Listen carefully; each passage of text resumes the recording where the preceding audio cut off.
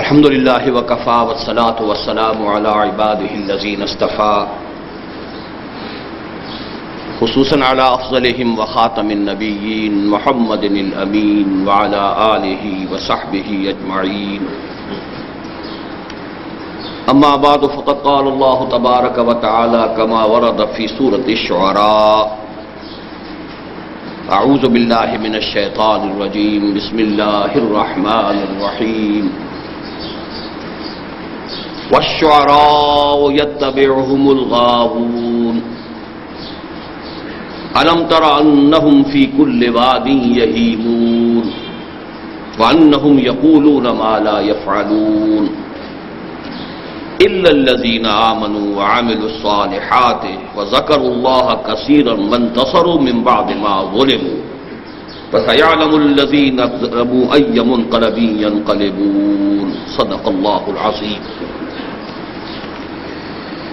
رب اشرح لي صدري ويسر لي امري واحلل عقدة من لساني يفقهوا قولي اللهم ربنا الهمنا رشدنا واعذنا من شرور انفسنا اللهم ارنا الحق حقا وارزقنا اتباعه وارنا الباطل باطلا وارزقنا اجتنابه اللهم وفقنا لما تحب وترضى آمين يا رب العالمين.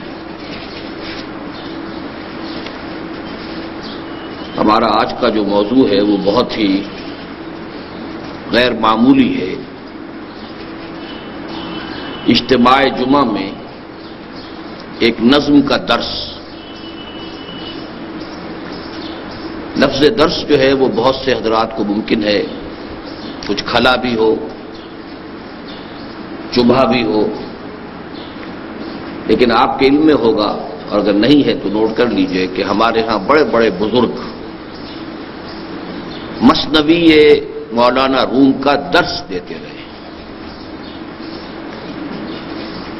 مثنوی مولانا روم کے بارے میں جامی جیسی عظیم شخصیت، بہت بڑے صوفی، بہت بڑے عالم، ان کا یہ شعر ہے کہ مثنوی مولوی معنوی ہست قرآن در زبان پہلوی. وہ اسی اعتبار سے قرآن نہیں ہے لیکن قرآنی حقائق کی ترجمانی پہلوی زبان میں، فارسی زبان میں قرآن مجید کے حقائق کی ترجمانی کی مولانا روم نے اپنی مثنوی میں. میرے نزدیک بالکل یہی معاملہ علامہ اقبال کا ہے، اور یہ بات میں آج نہیں کہہ رہا، سن 73 میں کہہ چکا ہوں. جو میری پہلی تقریر ہوئی تھی اس موضوع پر، علامہ اقبال اور ہم، ایچ کالج لاہور میں، وہ کتابچے کی شکل میں بہت شائع ہوئی ہے کہ میرے نزدیک اس دور کے مولانا روم کی حیثیت علامہ اقبال کی ہے، اور اس دور کے ترجمان القرآن، یہ لفظ استعمال کیا گیا تھا ایک وقت میں امام ابن تیمیہ رحمۃ اللہ علیہ کے لیے، ترجمان القرآن. جب ان کا انتقال ہوا ہے تو یہ ایک عام ندا بلند کی گئی کہ ترجمان القرآن کے جنازے کے لیے چلو شریک ہو جاؤ. میرے نزدیک اس دور کا ترجمان القرآن علامہ اقبال ہے. اس ترجمان القرآن کے حوالے سے دو باتیں اور بھی نوٹ کر لیجئے.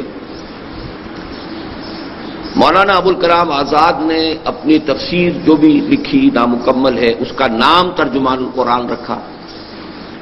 جلد اول، جلد دوم، جلد سوم کا کوئی مسودہ گم ہو گیا ہے، کیونکہ یہ دور ان کا تھا خالص سیاسی اور جہاد حریت کا دور تھا. لیکن قرآن مجید سے جو شغف ہو گیا تھا اس ابتدائی دور میں، تو وہ کم سے کم علمی سطح پر بعد میں بھی باقی رہا ہے. عملی اعتبار سے وہ بالکل دوسرے رخ پر جا چکے تھے. لیکن پھر یہ کہ اس عملی اعتبار سے حزب اللہ کی جگہ جب مولانا مودودی نے جماعت اسلامی کے قیام کا بیڑا اٹھایا ہے تو انہوں نے اپنے رسالے کا نام ترجمان القرآن رکھا. اور جیسا کہ میں نے عرض کیا ہے، میرے نزدیک ترجمان القرآن اپنی ذات اور شخصیت کے اعتبار سے علامہ اقبال ہے. چنانچہ عجیب بات ہے کہ ہمارے ہاں بھی ایک بڑے عظیم شاعر ہوئے ہیں فارسی کے، گرامی جلندھری. انہوں نے وہی بات کہ جو مولانا جامی نے کہی تھی مثنوی مولوی معنوی کے بارے میں، تقریباً وہی بات کہی ہے گرامی نے علامہ اقبال کے بارے میں. در دیدہ مانی نگراں حضرت اقبال، پیغمبری کرد و پیمبر نتواں گفت، کہ جو لوگ حقائق بین ہیں، جن کے نگاہوں کے سامنے صرف ظاہر نہیں باطن بھی ہے، جو معانی کی تہ تک پہنچ سکتے ہیں، جو حکمت کی گہرائیوں تک رسائی حاصل کر سکتے ہیں، ان کی نگاہ میں اقبال کا مقام یہ ہے کہ اس نے پیغمبری کی ہے، اگرچہ اسے پیغمبر کہہ نہیں سکتے۔ تو بالکل وہی بات کہ ہست قرآن در زبان پہلوی۔ اس اعتبار سے میں خود علامہ اقبال کا جو ایک دعویٰ ہے، اور وہ دعوے سے زیادہ اصل میں ایک دعا اور مناجات کی شکل میں ہے، وہ میں آپ کو پہلے سنا دینا چاہتا ہوں تمہیداً۔ حضور صلی اللہ علیہ وسلم سے خطاب کرتے ہوئے مناجات میں وہ جو بات کہہ رہے ہیں، اس میں دعویٰ بھی ہے اور دعوے کے ساتھ ایک درخواست بھی ہے، اور وہ درخواست ایسی ہے کہ جو ان کے دعوے پر سب سے بڑی دلیل ہے۔ فرماتے گر دلم آئی نئے بے جوہر است، ور بحرفم غیر قرآن مزمرست، پردہ نامو سے فکرم چاک کن، این خیاباں راز خارم پاک کن، روز محشر خار و رسوا کن مرا، بے نصیب از بوسئے پاکن مرا۔ کہ اے نبی صلی اللہ علیہ وسلم، اگر میرا دل جو ہے اس آئینے کے مانند ہے جو زنگ جس کو لگ چکا ہو، جس میں حقائق منعکسی نہ ہوتے ہوں، نہ حقائق کونیہ، نہ حقائق آفاتی، نہ حقائق روحانی، اگر میرا دل جو ہے ان حقائق کے انعکاس سے کی صلاحیت سے بے بہرا ہے، ورب حرفم غیر قرآن مزمرست، اور اگر میرے پیغام میں، میرے حروف میں، میری شاعری میں، میرے الفاظ میں قرآن کے سوا کوئی اور چیز چھپی ہوئی ہو، پردہ ناموں سے فکرم چاک ہو، تو میرے فکر کے پردے کی عزت کی دجیاں بکھیر دی، میری فکر کی عزت کے پردے کی دجیاں بکھیر دی۔ ای خیابہ راز خارم پاک کن، پھر تو گویا میں ایک کانٹے کی مانند ہوں جو راستے میں پڑا ہوا ہے، سڑک پر پڑا ہوا ہے، لوگوں کے لیے تکلیف کا موجب بنے گا، تو اس کانٹے کو ہٹا دینا چاہیے۔ اور سب سے بڑی بد دعا جو اپنے لیے کی ہے انہوں نے کہ اگر ایسا ہو، مشروط ہے، روز محشر خار و رسوا کن مرا، قیامت کے دن آپ مجھے خار اور رسوا کیجیے گا، ذلیل کیجیے گا، بے نصیب از بوسہ پاکن مرا، اور مجھے اپنے قدم مبارک کا بوسہ لینے کی سعادت سے محروم کر دیجیے۔ یہ ہے اقبال کا دعویٰ بھی کہہ لیجئے، دعویٰ بھی اس میں ہے، لیکن اس دعوے پہ جتنا جزم اسے ہے، جس قدر انشراح کے ساتھ، اعتماد کے ساتھ دعویٰ کر رہا ہے، وہ اس بددعا سے ظاہر ہے جو اپنے آپ کو دے رہا ہے کہ اگر ایسا نہ ہو تو پھر میرا انجام یہ ہونا چاہیے۔ بہرحال اس معاملے میں نے چونکہ آج کچھ آیات کی بھی تلاوت کی ہے، تو وہ بھی میں چاہتا ہوں کہ میں تھوڑی سی وضاحت کر دوں۔ سورہ شعراء چونکہ اسی ان آیات ہی کے حوالے سے پوری سورت کا نام سورہ شعراء ہے، اس میں 3 آیات میں عمومی باتیں کہی گئی ہیں، دی رول، اور چوتھی میں ایکسیپشن بیان کی گئی۔ اب ظاہر بات ہے کہ اگر آپ صرف قاعدے کو پیش نظر رکھیں گے اور استثناء کو نہیں رکھیں گے تو بات غلط ہو جائے گی۔ والعصر ان الانسان لفی خسر، قاعدہ کلیہ یہ ہے کہ زمانہ گواہ ہے، تمام انسان گھاٹے میں ہیں، خسارے میں ہیں، ٹوٹے میں ہیں، برباد ہوں گے۔ اب استثناء الا الذین آمنوا وعملوا الصالحات وتواصوا بالحق وتواصوا بالصبر، اسی پر تو سارا دار و مدار ہمارا ہے، اسی سے تو ساری جو ہے امیدیں وابستہ ہیں، اسی کے لیے ہماری بھاگ دوڑ ہے کہ اس استثناء میں ہماری شمولیت ہو جائے۔ بالکل یہی معاملہ یہاں ہے۔ واقعہ یہ ہے کہ 3 آیات میں اللہ تعالیٰ نے شاعری اور شعراء کے بارے میں بالعموم جو بات کہی ہے وہ پوری کتابوں کے موضوع بن سکتے ہیں۔ وَالشُّعَرَاءُ يَتَّبِعُهُمُ الْغَاوُونَ، شعراء کی پیروی وہی لوگ کرتے ہیں کہ جو حدود سے تجاوز کرنے والے ہوں۔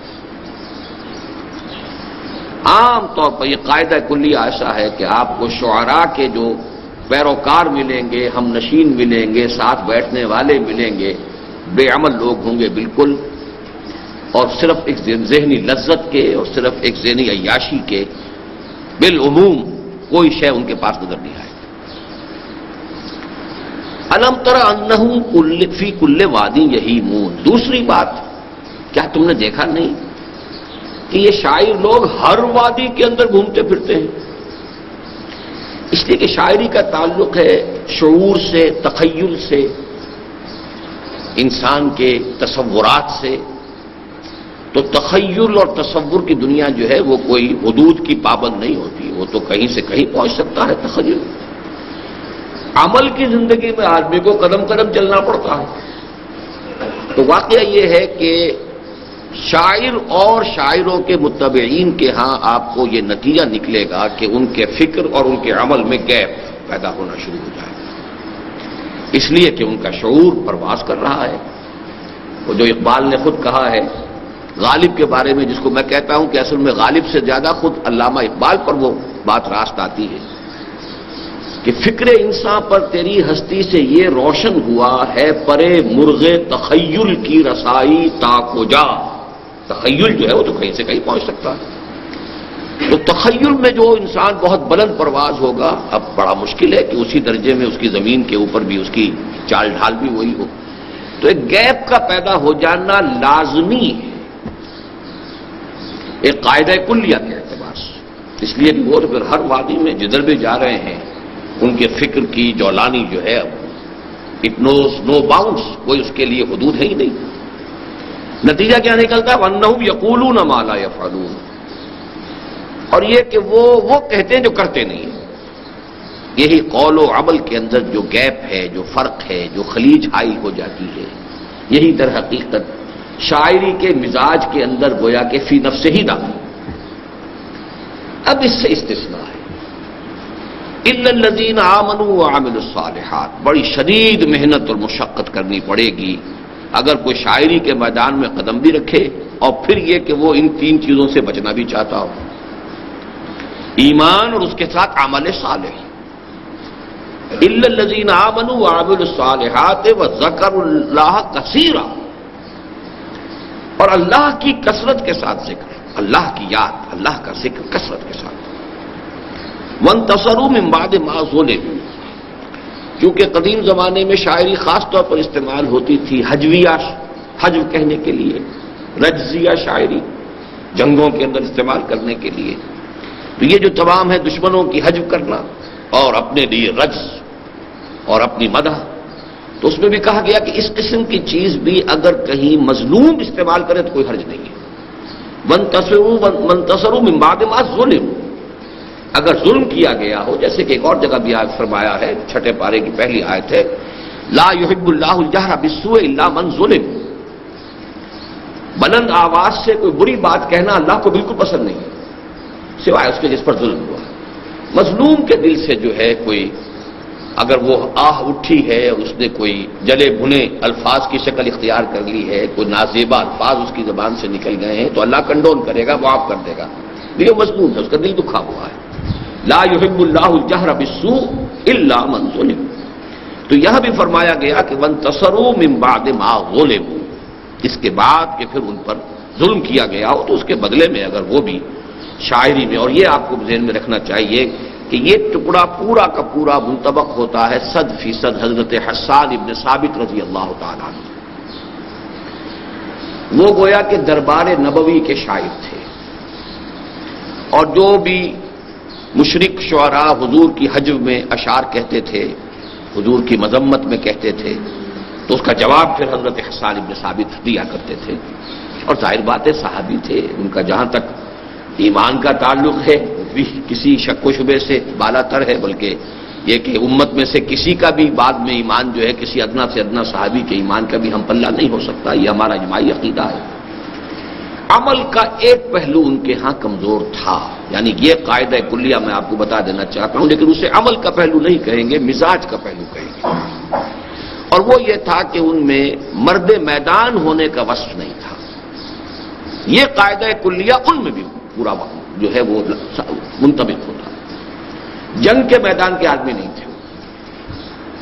یہ بات جو ہے موجود ہے. غزوہ احزاب کا خاص طور پر واقعہ بھی آتا ہے کہ جہاں خواتین کو رکھ دیا گیا تھا ایک قلعے کے اندر، کوئی بڑی سی حویلی کے اندر، اور وہاں کچھ پہرے پر یہ ان کو کھڑا کیا گیا، اس لیے کہ میدان جنگ میں مورچے پر جانے کے لیے تو یہ ویسے بھی عام طور پر ان کی وہ کیفیت نہیں تھی۔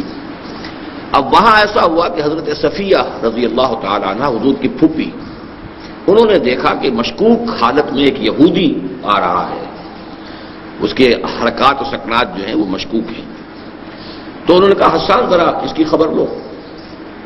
تو انہوں نے کہا کہ یہ کام تو میرا اگر ہوتا تو میں وہاں نہ پہنچا ہوتا۔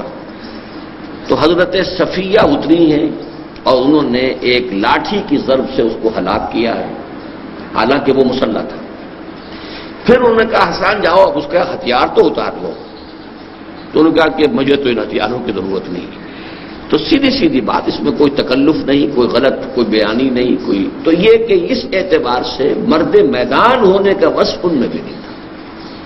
تو قرآن مجید نے جو کچھ بیان کیا ہے اس میں گویا کہ استثناءات تو ہیں، جب استثناء اتنے شد و مت کے ساتھ بیان ہوا ہے۔ بعض شعراء جو ہیں جاہلی شاعر بہت بڑے مرد میدان تھے، امرؤ القیس جو ہے وہ بہت بڑا شاعر بھی تھا، بہت بڑا جنگجو سردار بھی تھا۔ لیکن یہ ہے کہ عام جو قاعدہ کلیہ ہے، چونکہ اس میں سب سے بڑی مستثنیٰ شخصیت صحابہ کرام میں ہمیں حضرت حسان کی ہی ملتی ہے رضی اللہ تعالی عنہ، ورنہ واقعہ یہ ہے کہ شاعری کی شاید یہ مذمت آ گئی تھی اس وجہ سے، یا یہ کہ ویسے ہی جو حضرت لبید تھے رضی اللہ تعالی عنہ جو سبع معلقہ کے شعراء میں سے تھے، یعنی عربوں کا رواج یہ تھا کہ وہ ہر سال جو مشاعرہ ان کا ہوتا تھا اس میں گویا کہ قصیدہ جس کا سب سے اعلیٰ سمجھا جاتا تھا، تو وہ گویا کہ ملک الشعراء بادشاہ شمار ہوتا تھا اب شاعروں کا، اور تمام شاعر پھر اسے سجدہ کرتے تھے، اور اس کا قصیدہ جو ہے پھر ایک سال کے لیے خانہ کعبہ کی دیوار کے اوپر آویزہ کر دیا جاتا تھا اس علامت کے طور پر کہ یہ ہمارا اقلیم شعر کا شہنشاہ جو ہے اس سال کے لیے وہ یہ ہے۔ تو آخری شاعر جو ہیں اس کے وہ حضرت لبید ہیں رضی اللہ تعالی عنہ، لیکن وہ ایمان لے آئے۔ جب ایمان لے آئے تو شعر کہنا چھوڑ دیا۔ حضرت عمر رضی اللہ تعالیٰ عنہ نے ایک مرتبہ ان سے یہ سوال بھی کیا، لبید اب آپ شعر نہیں کہتے؟ تو فرمایا بعد القرآن، کیا اب قرآن کے نزول کے بعد بھی کسی شخص کے لیے کوئی گنجائش ہے کہ وہ اپنی کچھ یعنی کلام قادر الکلامی کا مظاہرہ کرنے کی کوشش کرے اور کوئی بات کہے؟ اس کے بعد تو مطلب یہ کہ سورج کو آئینہ دکھانے والی بات ہے، تو انہوں نے شعر کہنا بند کر دیا۔ تو بہرحال ہمارے ہاں تو شعراء میں سے جن کا تذکرہ آتا ہے، ویسے حضرت خنسا تھی رضی اللہ تعالی عنہا، خنسا العرب بہت بڑی شاعرہ تھی، مرد شعراء بھی ان سے جو ہے اصلاح لیا کرتے تھے۔ انہوں نے غالباً 7 بیٹے ہیں یکے بعد دیگرے جو جہاد فی سبیل اللہ میں اپنے نظر کیے ہیں اللہ کے، اور جام شہادت نوش کیا۔ تو یہ استثناءات ہیں۔ الا الذين امنوا وعملوا الصالحات وذكروا الله كثيرا وانتصروا من بعد ما ظلموا وسيعلم الذين ظلموا اي منقلب ينقلبون۔ اب اس میں اشارہ ہو رہا ہے کہ یہ جو کشاکش ہو رہی ہے مکے میں، ان قریب دیکھ لیں گے یہ ظالم لوگ کہ وہ کس کروٹ یہ اونٹ بیٹھے گا، یعنی اسلام کا غلبہ ہوگا چاہے کتنی مخالفت کر لیں، کتنی حجب کر لیں محمد الرسول اللہ صلی اللہ علیہ وسلم۔ اس کے ساتھ ہی یہ کہ سورہ یاسین کی یہ آیت بھی چونکہ بہت اکثر جو ہے وہ حضرات کو شاید یاد ہی ہو کہ وما علمناہ الشعر وما ينبغي له، حضور کے شایع نشان کہا گیا، شعر کے گوئی نہیں ہے، ہم نے انہیں شعر نہیں سکھایا اور نہ ہی وہ ان کے شایع نشان ہے۔ اس اعتبار سے بھی شعر گوئی گویا کہ کوئی بہت اعلیٰ اشیاء میں سے، اعلیٰ دلچسپیوں میں سے ادرو قرآن شمار نہیں ہوتی۔ اگرچہ اس میں بھی ایک پہلو یہ کہا جا سکتا ہے کہ حضور کو تو دنیاوی تعلیم بھی اللہ نے نہیں دی، تو کیا دنیاوی تعلیم بھی اس وجہ سے، لیکن یہاں پر لفظ آیا خاص طور پر، وہاں یہ نہیں ہے، وہاں تو یہ ہے علامہ بالقلم۔ لیکن حضور کا معاملہ ہے کہ ایک معجزے کی شکل میں چونکہ آپ کے پوری شخصیت کو رکھنا تھا کہ تمہارے دنیاوی اعتبارات سے کوئی انہوں نے کبھی تعلیم حاصل نہیں کی ہے، لیکن ان کے علم کا، حکمت کا، ان کے فہم کا، ان کی فصاحت کا، ان کی بلاغت کا، اس کا تو اندازہ کر لو، تو یہ خود اپنی جگہ معجزہ ہے۔ تو اسی طریقے سے معاملہ یہاں اس کے برعکس ہے، وما ينبغي له، شعر گوئی جو ہے آپ کے مناسب نہیں ہے۔ آپ کو اچھے شعر پسند ہوتے تھے، آپ پڑھتے بھی تھے، کوٹ بھی کرتے تھے، آپ کا یہ بھی ہے ان من الشعر لحکمۃ وان من البیان لسحرا، یہ بھی آپ کا قول مبارک ہے۔ بہت سے اشعار میں بڑی حکمت ہوتی ہے اور بہت سی تقریریں جادو کا سا اثر رکھتی ہیں، یہ بھی آپ کا فرمان ہے۔ لیکن یہ ہے کہ خود آپ کو اللہ نے طبیعت کی مناسبت بھی عطا نہیں فرمائی تھی. چنانچہ آپ اگر شعر پڑھتے بھی تھے تو آپ نے بہت سے لوگوں کو دیکھا ہوگا کہ شعر یاد انہیں بہت ہیں، کوٹ کرتے ہیں، لیکن کہیں نہ کہیں سکتہ کر جاتے ہیں، نہ وزن ٹھیک رہتا ہے، غلط پڑھتے ہیں. خود حضور کا معاملہ بھی یہ تھا. ایک موقع پر بلکہ بڑا دلچسپ واقعہ ہوا کہ حضرت ابوبکر رضی اللہ تعالیٰ عنہ بھی موجود تھے. حضور نے کوئی شعر پڑھا اور وہ غلط پڑھا، مطلب یہ کہ اس کا وزن غلط ہو گیا یا کچھ اور سکتہ ہو گیا. تو حضرت ابوبکر رضی اللہ تعالیٰ عنہ مسکرائے اور انہوں نے عرض کیا انی اشہد انک لرسول اللہ، میں گواہی دیتا ہوں آپ اللہ کے رسول ہیں. یعنی جو قرآن نے کہا ہے کہ وما ینبغی لہ، یہ شعر جو ہے یہ آپ کے شایان شانی نہیں ہے. تو شعر کو صحیح پڑھنے کی بھی اللہ تعالیٰ نے آپ کو وہ جو ہے مناسبت تبع عطا نہیں فرمائی. تو انی اشہد انک رسول اللہ، میں گواہی دیتا ہوں. بہرحال اس اعتبار سے جہاں تک علامہ اقبال کا معاملہ آپ نوٹ کر لیجئے، کل کا میرا اگر اشتہار آپ کی نگاہ سے گزرا ہے تو 3 چیزیں اس میں قابل غور ہیں. پہلی چیز یہ ہے کہ میں نے انہیں اسلامی فکر کا مجدد قرار دیا ہے. مجدد فکر اسلامی، بہت بڑا لفظ جو میں نے استعمال کیا ہے. اور میں اگرچہ جو بھی 14ویں صدی ہجری کے مجددین کا جب شمار کیا کرتا ہوں تو میں ذرا مختلف ناموں سے کچھ نام لیا کرتا ہوں. مجدد اعظم شیخ الہند ہیں، لیکن یہ کہ اس میں جو کام کیا علامہ اقبال نے، مولانا مودودی نے، اسی طریقے سے مولانا الیاس صاحب نے مختلف پہلوؤں سے دین کے مختلف شعبوں کی تجدید کی ہے. تو جہاں تک فکر اسلامی کا تعلق ہے اور خاص طور پر اسلام کا انقلابی فکر، اس کا مجدد قطعی طور پر، یقینی طور پر، حتمی طور پر علامہ اقبال.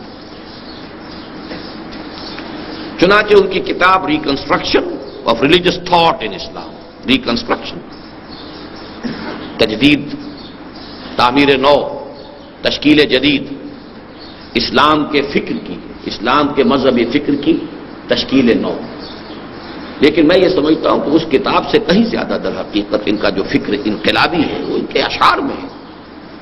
فارسی میں زیادہ ہے، اردو میں بھی بہت ہے، لیکن یہ کہ ان کا انقلابی فکر جو ہے، اور یہ نوٹ کر لیجئے کہ ایران میں تسلیم کیا گیا ہے.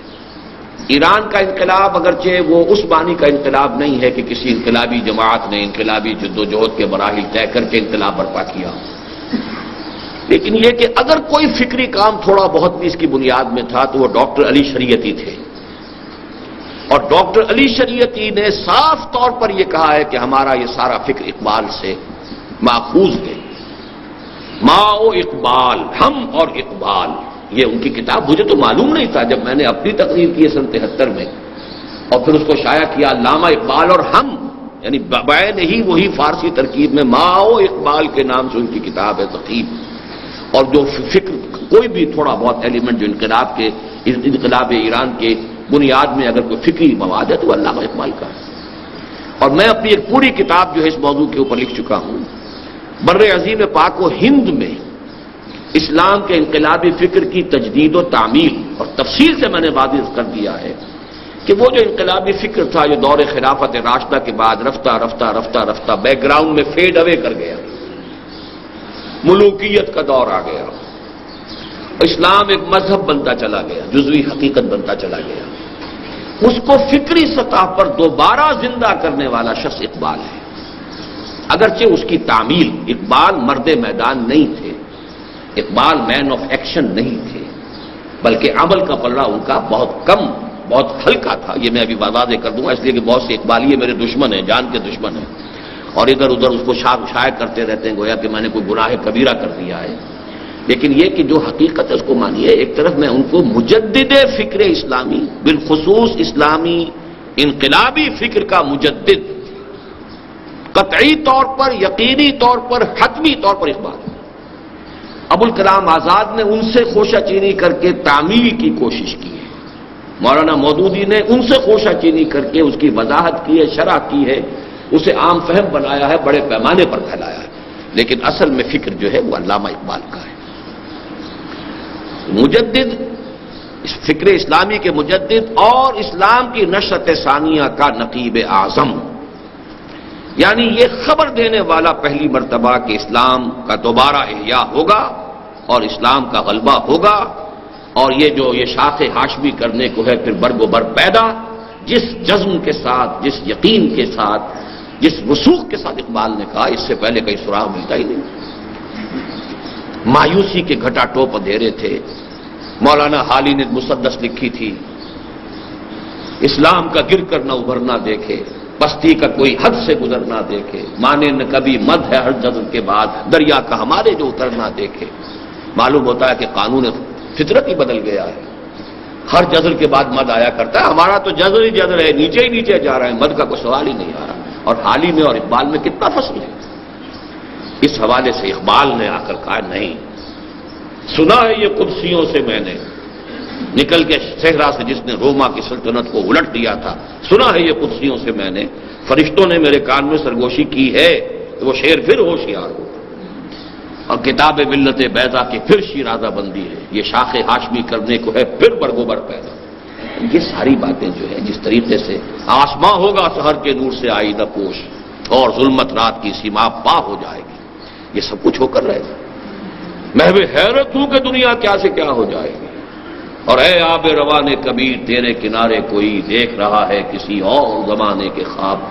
تو اسلام کی نشت ثانیہ، غلبہ دین حق جو ہے، اس کا نقیب اعظم، اس کا ڈھنڈورا پیٹنے والا، اس کے لیے نوجوان نسل کے دلوں میں امید کے چراغ روشن کرنے والا، جس میں سب سے پہلے میں اپنا نام جو ہے تجویز کرتا ہوں کہ میں خود میرے دل کے اندر جو بھی امید کا چراغ روشن ہوا ہے وہ 5ویں جماعت کے طالب علم کی حیثیت سے ہوا ہے، علامہ اقبال کی اسی شاعری کے ذریعے سے۔ وہ زمانے میں معزز تھے مسلمان ہو کر، اور تم خار ہوئے تاریخ قرآن ہو کر، یہ چپکا ہوا ہے ذہن میں میرے شعر۔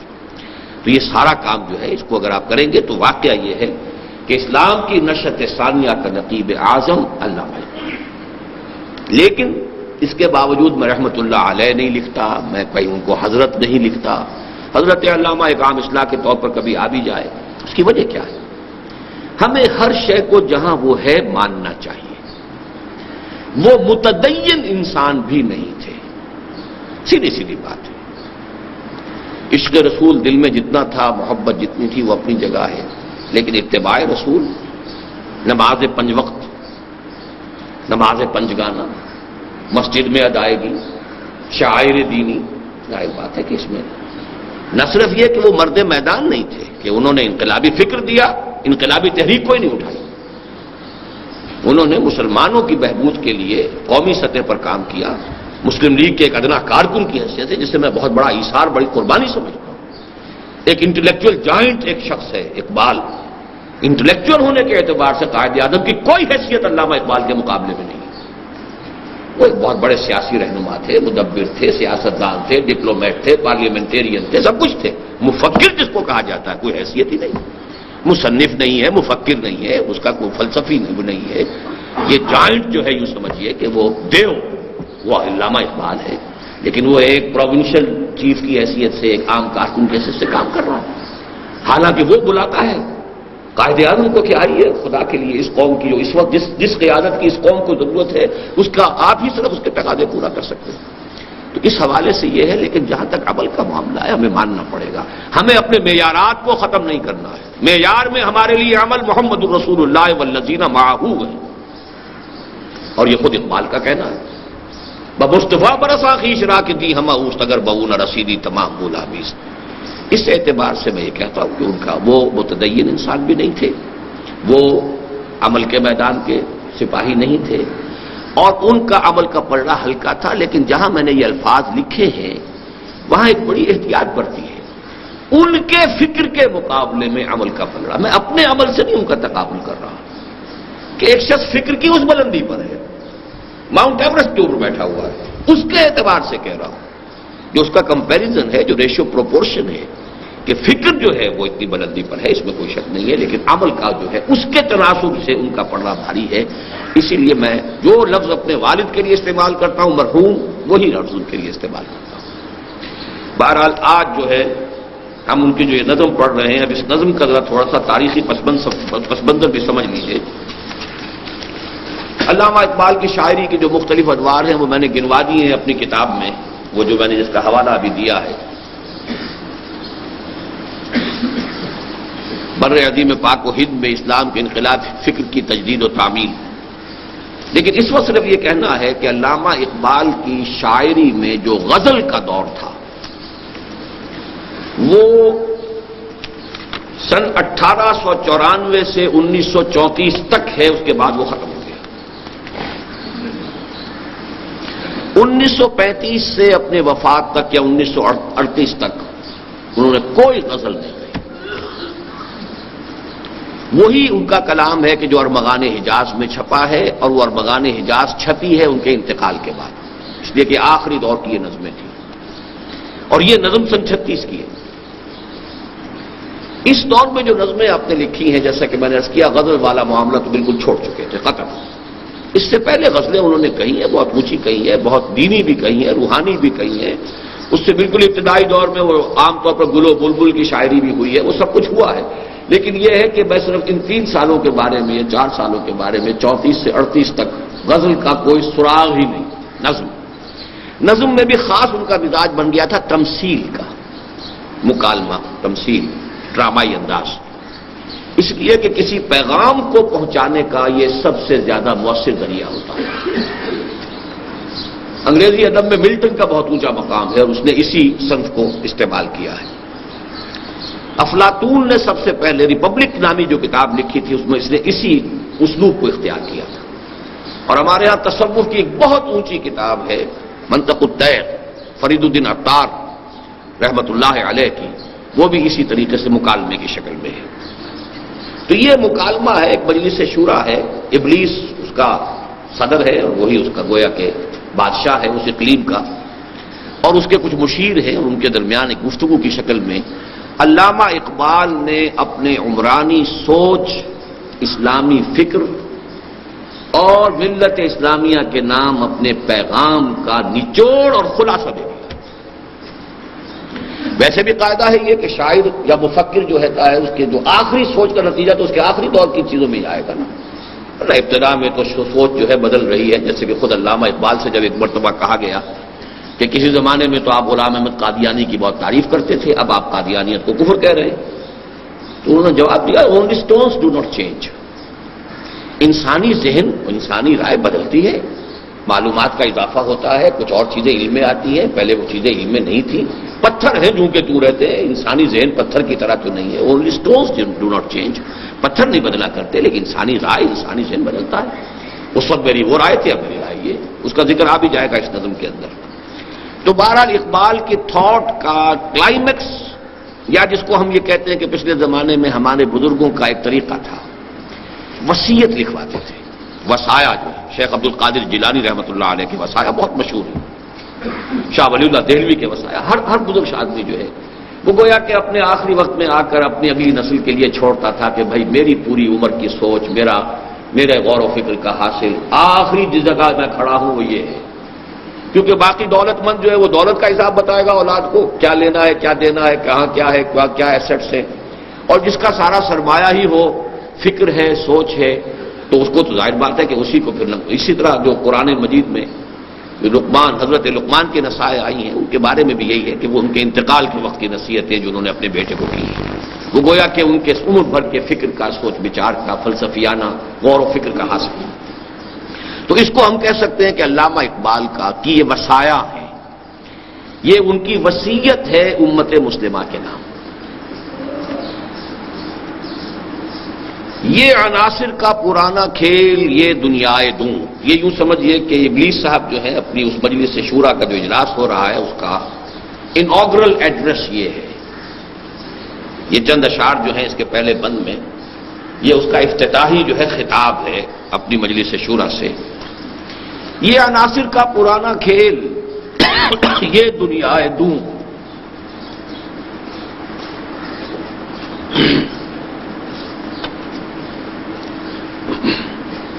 اس لفظ میں ایک پورا جو فلسفہ اور ایک نقطۂ نظر رہا ہے دنیا میں فلسفے کے میدان میں، اس کی ترجمانی ہو گئی ہے، اور وہ یہ ہے میٹیریلزم۔ دو ہی فلسفے دنیا میں رہے، میٹیریلزم، آئیڈیلزم۔ میٹیریلزم یہ ہے کہ اس کائنات کی اصل حقیقت جو ہے وہ مادی ہے، مادہ قدیم ہے، ہمیشہ سے۔ مادہ جو ہے سالمات پر مشتمل ہے، اور ان سالمات میں باہم تجاذب ہے یا تنافر ہے، ان میں الیکٹرک چارجز ہیں، نیگیٹو ہیں یا پازیٹو ہیں، اس کے حوالے سے وہ ملتے ہیں یا کٹتے ہیں، پھر کمپاؤنڈز بنتے ہیں، اس کے فزیکل چینجز اور کیمیکل چینجز کے قوانین ہیں، اس سے کائنات چل رہی ہے۔ یہ سارا عناصر کا پرانا کھیل قدیم ہے، یہ ہمیشہ سے چلا آ رہا ہے، یہ عناصر کا پرانا کھیل۔ چنانچہ پروفیسر یوسف سلیم چشتی صاحب، کیونکہ وہ فلسفے کے بڑے طالب علم رہے ہیں، انہوں نے بڑی تفصیل اس مقام پر بیان کی ہے۔ ہندوستان کے 6 بڑے فلسفے تھے، جن میں سے 2 جو ہیں 2 درشن خالص میٹیریلسٹک ہیں، سانکھ درشن اور 4 واگ۔ جین مت، بدھ مت خالص میٹیریلسٹک ہے۔ پھر یہ کہ اس کے بعد دہریت اور مادیت اور لاجیکل پازیٹیوزم اور میٹیریلزم اور امپیریسزم اور بے شمار ناموں سے وہ ایک ہی شراب ہے جو مختلف اس کے برانڈ نیمز ہیں۔ یہ عناصر کا پرانا کھیل، یہ دنیا دون، یہ دنیا بڑی پست ہے۔ یہ دنیا کیوں؟ اس لیے کہ قرآن مجید بھی کہتا ہے کہ ابلیس جن ہے، اور جنوں کی پیدائش جو ہوئی ہے وہ آگ سے ہوئی ہے، وہ ایک اعلیٰ تر لطیف تر شے ہے۔ اور یہ جو مخلوقات اس وقت ہمیں نظر آ رہی ہیں زمین پر، یہ سب خاکی الاصل ہیں، انسان بھی خاکی الاصل ہے۔ تو دنیا دوں بڑی نفرت کے ساتھ کہہ رہا ہے یہ حقیر سی دنیا، گھٹیا دنیا، ساکنان عرش اعظم کی تمناؤں کا خون۔ یہ کس اعتبار سے؟ ساکنان عرش اعظم یعنی ملائکہ مقربین۔ جب اللہ نے یہ زمین بنائی تھی وہ منتظر تھے، متوقع تھے، امیدوار تھے کہ خلافت ہمیں ملے گی، تو ان کی تو ساری آرزوؤں کے اوپر جو ہے وہ پانی پھر گیا، ان کی تمنائیں جو ہیں وہ سب خون میں نہا گئیں۔ اور قرآن مجید میں بھی تذکرہ موجود ہے، وَإِذْ قَالَ رَبُّكَ لِلْمَلَائِكَةِ إِنِّي جَاعِلٌ فِي الْأَرْضِ خَلِيفَةً قَالُوا أَتَجْعَلُ فِيهَا مَن يُفْسِدُ فِيهَا وَيَسْفِكُ الدِّمَاءَ وَنَحْنُ نُسَبِّحُ بِحَمْدِكَ وَنُقَدِّسُ لَكَ قَالَ إِنِّي أَعْلَمُ مَا لَا تَعْلَمُونَ۔ تو بہرحال شاعری کے انداز میں ساکنان عرش اعظم کی تمناؤں کا خون، اس کی بربادی پہ آج آمادہ ہے وہ کارساز جس نے اس کا نام رکھا تھا جہان کاف و نور۔ ابلیس کو یہ محسوس ہو رہا ہے کہ یہ اب دگرگوں ہونے والا ہے، یہ معاملہ زیادہ دیر چلنے والا نہیں ہے۔ کیوں محسوس ہوا اور اسے تشویش کیوں ہوئی، یہ سمجھنے کی بات ہے۔ محسوس تو اس اعتبار سے بھی ہو سکتا ہے، تاریخی اعتبار سے، کہ جنگ عظیم اول ہو چکی تھی اور کروڑوں انسان قتل ہوئے تھے۔ تاریخ انسانی میں وہ جنگ عظیم اول بہت بڑا حادثہ تھا، اور جنگ عظیم دوم کے بادل جو ہے وہ لہرا رہے تھے، اور وہ جو ہے پوری فضا کے اوپر تنی کھڑی ہوئی تھی۔ تو بہت بڑی ڈسٹرکشن اور بہت بڑی تباہی جو ہے وہ آیا چاہتی ہے۔ یہ بھی ابلیس کو محسوس ہو گیا ہوگا کہ اب قیامت جو ہے قریب ہے، اور ظاہر بات ہے قیامت کے ساتھ ہی اس کی اپنی مہلت بھی ختم ہو جائے گی، یہ تو اس کی اپنی جان کا مسئلہ بھی ہے نا۔ الی یوم یبعثون، اس کو جو مہلت ملی ہوئی ہے شرارتیں کرنے کی، اور جو بھی اس کے پاس جو آزادی عمل ہے اللہ نے اسے چھوٹ دے رکھی ہے، انک من المنذرین، جاؤ تمہیں پوری چھوٹ ہے، جو چاہو کر لو، میرے انسانوں کو جس طرح چاہو گمراہ کرو، جس طرح چاہو انہیں ورگلاؤ، جس طرح چاہو انہیں امیدوں میں اور کہ سبز باغ دکھاؤ، اس کے اندر ان کو جس طرح چاہو جو ہے وہ تم ورگلانے کی کوشش کرو۔ تو اب معلوم ہوتا ہے کہ یہ اب محسوس ہو رہا ہے کہ یہ ڈرامہ اب خاتمے کے قریب ہے، اور ڈرامہ خاتمے کے قریب ہے تو اپنی چودراہٹ خاتمے کے قریب ہے۔ تو مختلف اعتبارات سے اس کی بربادی پہ آج آمادہ ہے وہ کارساز جس نے اس کا نام رکھا تھا جہان کاف و نور، کن، کیونکہ یہ سارا کائنات کی جو تخلیق ہوئی ہے یہ اللہ تعالیٰ کے امر کن سے ہوئی۔ اب اس کے بعد وہ اپنی لافزنی کر رہا ہے کہ میں نے اس دنیا میں شر کو پھیلانے کے لیے کیا کیا طریقے اختیار کیے ہیں، میں نے بڑی محنت کی ہے، میری اتنی طویل عرصے کی محنت جو ہے وہ ایٹ سٹیک ہے، وہ جس کو کہا جاتا ہے کہ گارڈ اپ یور لائنس، اب اپنی ذرا کمر کس لو، اپنے جو ہے پوری طریقے سے تیار ہو جاؤ، اس لیے کہ اب ہمارے لیے بہت بڑا چیلنج آ رہا ہے۔ میں نے دکھلایا فرنگی کو ملوکیت کا خواب، یہ وہ کولونیلزم کا جو سیلاب آیا تھا کہ میں نے ان کو ملوکیت کا، کولونیلزم کا خواب دکھایا کہ پوری دنیا کے اندر یہ پھیل گئے، اور من کل حدب ینسلون، کسی کیفیت کے اندر جو ہے وہ چلے آئے، اور انہوں نے پوری دنیا کے اندر جو ہے اپنے استعمار کی بساط بچھا دی۔ میں نے توڑا مسجد و دیر و کلیسا کا فسون، اس کولونیلزم کے ساتھ جو چیز آئی ہے وہ سیکولرزم ہے کہ مذہب کا کوئی عمل دخل جو ہے وہ عبادت گاہوں سے باہر نہ ہو. وہ جو میں کئی تقریروں میں بیان کر چکا ہوں کہ خدا کو گویا کہ پابند کر دیا گیا، محصور کر دیا گیا، قید کر دیا گیا، اسیر کر دیا گیا عبادت گاہوں. وہ خدا کا جو بھی تصور ہو، اللہ ہے تو رہے مسجد میں، اور کوئی رام ہے یا پرماتما ہے، کوئی اور ہے تو رہے مندر میں، کوئی دیوتا ہے تو وہاں رہے، اور کوئی اور ہے تو کہیں رہے. لیکن یہ کہ اس سے باہر نہ مارکیٹ اور منڈی سے کوئی سروکار، نہ پارلیمنٹ اور عدالت سے کوئی سروکار، نہ انتظامیہ سے کوئی سروکار. تو میں نے توڑا مسجدوں، دیر و کلیسا کا خصوم، اس کا جو ہولڈ تھا. میں نے ناداروں کو سکھلایا سبق تقدیر کا. نادار، کاشتکار، تقدیر، تنب تقدیر، جاگیردار جو چاہے کر جائے، بچیوں کی عصمت دری کر جائے، بیویوں کو اٹھوا لے، جو چاہے کروا لے، جانور کھلوا لے، کیا کرے؟ تقدیر ہے، ہماری تقدیر یہ. گویا کہ نرم چارہ بنا دیا نوع انسانی کو ظالموں کے لیے اس تقدیر کے غلط تصور سے. میں نے ناداروں کو سکھلایا سبق تقدیر کا، اور میں نے منعم کو یا منعم کو دیا سرمایہ داری کا جنون. یہ منعم انعام سے بنے گا، اس میں فاعل نعمت دینے والا. یعنی فرض کیجئے کوئی شخص پہلے خیرات کر رہا تھا، صدقہ کر رہا تھا، لوگوں میں بانٹ رہا تھا دولت، تو میں نے اس کو یہ سبق پڑھایا، یہ پٹی پڑھائی، دولت رکھو اپنے پاس، سنبھال کر رکھو، پاگل ہو گئے ہو، دماغ خراب ہو گیا ہے، جمع کرو اس کو. اور منعم بھی ہم اس کو کہہ سکتے ہیں جس کو اللہ نے نعمت دی ہو، وہ اس میں مفعول ہو جائے گا کہ میں نے، اللہ نے جس چیز کو بھی کوئی نعمتیں دی تھی، دولت دی تھی، تو میں نے اس کو سرمایہ داری کا جنون جو ہے میں نے اس کے اوپر مسلط کر دیا کہ اس کو سید کر رکھے. جمع فاوعى، جیسے کہ آیا ہے سورہ معارج میں، جمع فاوعى. اب اس نے جمع کیا اور بڑی حفاظت کے ساتھ رکھ لیا کہ یہ بات دے رہا ہے، اس کو ہوا نہ لگے. تو یہ 4 کارنامے ابلیس نے اپنے گنوائے، نوٹ کیجئے اس کو. ملوکیت، گویا کہ اقبال کے نزدیک ابلیسیت کے سب سے بڑے 4 مظاہر جو ہیں وہ یہ 4 ہیں. ملوکیت، نمبر 2 سیکولرزم، جدا ہو دین سیاست سے تو رہ جاتی ہے چنگیزی. نمبر 3 تقدیر کا غلط تصور، جو انسان کو عمل اور جد و جہد سے جو ہے عمل سے فارغ ہوا مسلمان بنا کے تقدیر کا بہانہ، یہ تیسری ابلیسیت ہے. اور چوتھی ابلیسیت سرمایہ داری ہے. اب اس پر وہ لافزنی کر رہا ہے، کون کر سکتا ہے اس کی آتش سوزاں کو سرد. اب خطرہ محسوس کر رہا ہے کہ اب یہ بساط الٹنے والی ہے. یا وہ نوٹ کیجئے اقبال نے جو ایک اور جگہ پر جو 2 اشعار کہے ہیں کہ دنیا کو ہے پھر مار کرے روح و بدن پیش، تہذیب نے پھر اپنے درندوں کو ابھارا، اللہ کو پامر دیے مومن پہ بھروسہ، ابلیس کو یورپ کی مشینوں کا سہارا. تو یہ جو ایک کرائسس آنے والا ہے، حق و باطل کی جنگ جو ہے، ستیدہ کار رہا ہے ازل سے تا روز، چراغ مصطفی سے شرار بولہبی. اس کا آخری ایکٹ آنے والا ہے، آخری سین آنے والا ہے، ڈراپ سین ہونے والا ہے. تو وہ خطرہ بھی محسوس کر رہا ہے، لیکن یہ کہ اپنی لافزنی سے تاکہ ساتھیوں کے دل بیٹھ نہ جائیں. آخر یہ کہ انکریج تو کرنا پڑتا ہے، ہمت بھی بنانی پڑتی ہے، گھبراؤ نہیں ہے، چیلنج ہے، بڑا ہے، لیکن فکر نہ کرو کون کر سکتا ہے اس کی آتش سوزاں کو سرد، جس کے ہنگاموں میں ہو ابلیس کا سودے دروں، جس کی شاخیں ہو ہماری آبیاری سے بلند، کون کر سکتا ہے اس نخل کہن کو سر لگوں. ان میں کوئی چیز وضاحت طلب نہیں ہے. اب پہلا مشیر جو ہے وہ ذرا زبان کھولتا ہے. اس میں کیا شک ہے کہ محکم ہے یہ ابلیسی نظام.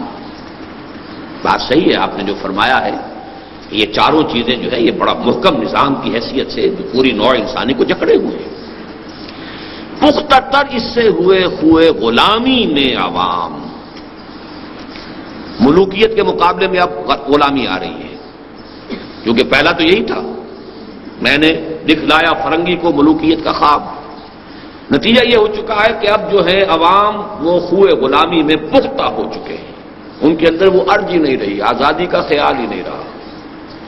جیسے ہم پورے پکے ہو چکے ہیں امریکہ کی گھڑی کی مچھلی، کنٹینمنٹ آف رشیا پالیسی کے بعد اب کنٹینمنٹ آف چائنا پالیسی میں فٹ ہو کر بڑے مطمئن ہیں. اب تو آرام سے گزرتی ہے. یہ ساری چیزیں جو بھی کچھ ہو رہی کا ہے اس لیے کہ آزادی، خود اعتمادی، اپنی عزت، اپنا وقار، اپنی آنکھوں سے اپنا راستہ دیکھ کر اپنے قدموں پر کھڑے ہونا اور چلنا، یہ بالکل دوسری اور شے ہے.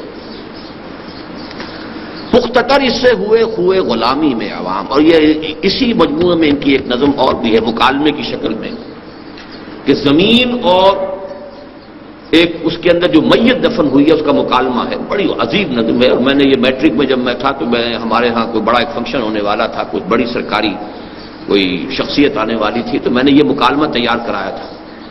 خود بھی میں اس میں حصہ لینے والا تھا, لیکن ہیڈ ماسٹر صاحب نے ڈر کے روک دیا کہ یہ بات کرنے کی نہیں, بڑی باغیانہ ہے کہ ایک میت جو ہے وہ قبر میں آئی ہے اور قبر جو ہے فریاد کر رہی ہے کہ کیا بات ہے, میری قبر کے اندر جو ہے میرے اندر اس وقت جو ہے بڑی تشویش سی میں محسوس کر رہی ہوں.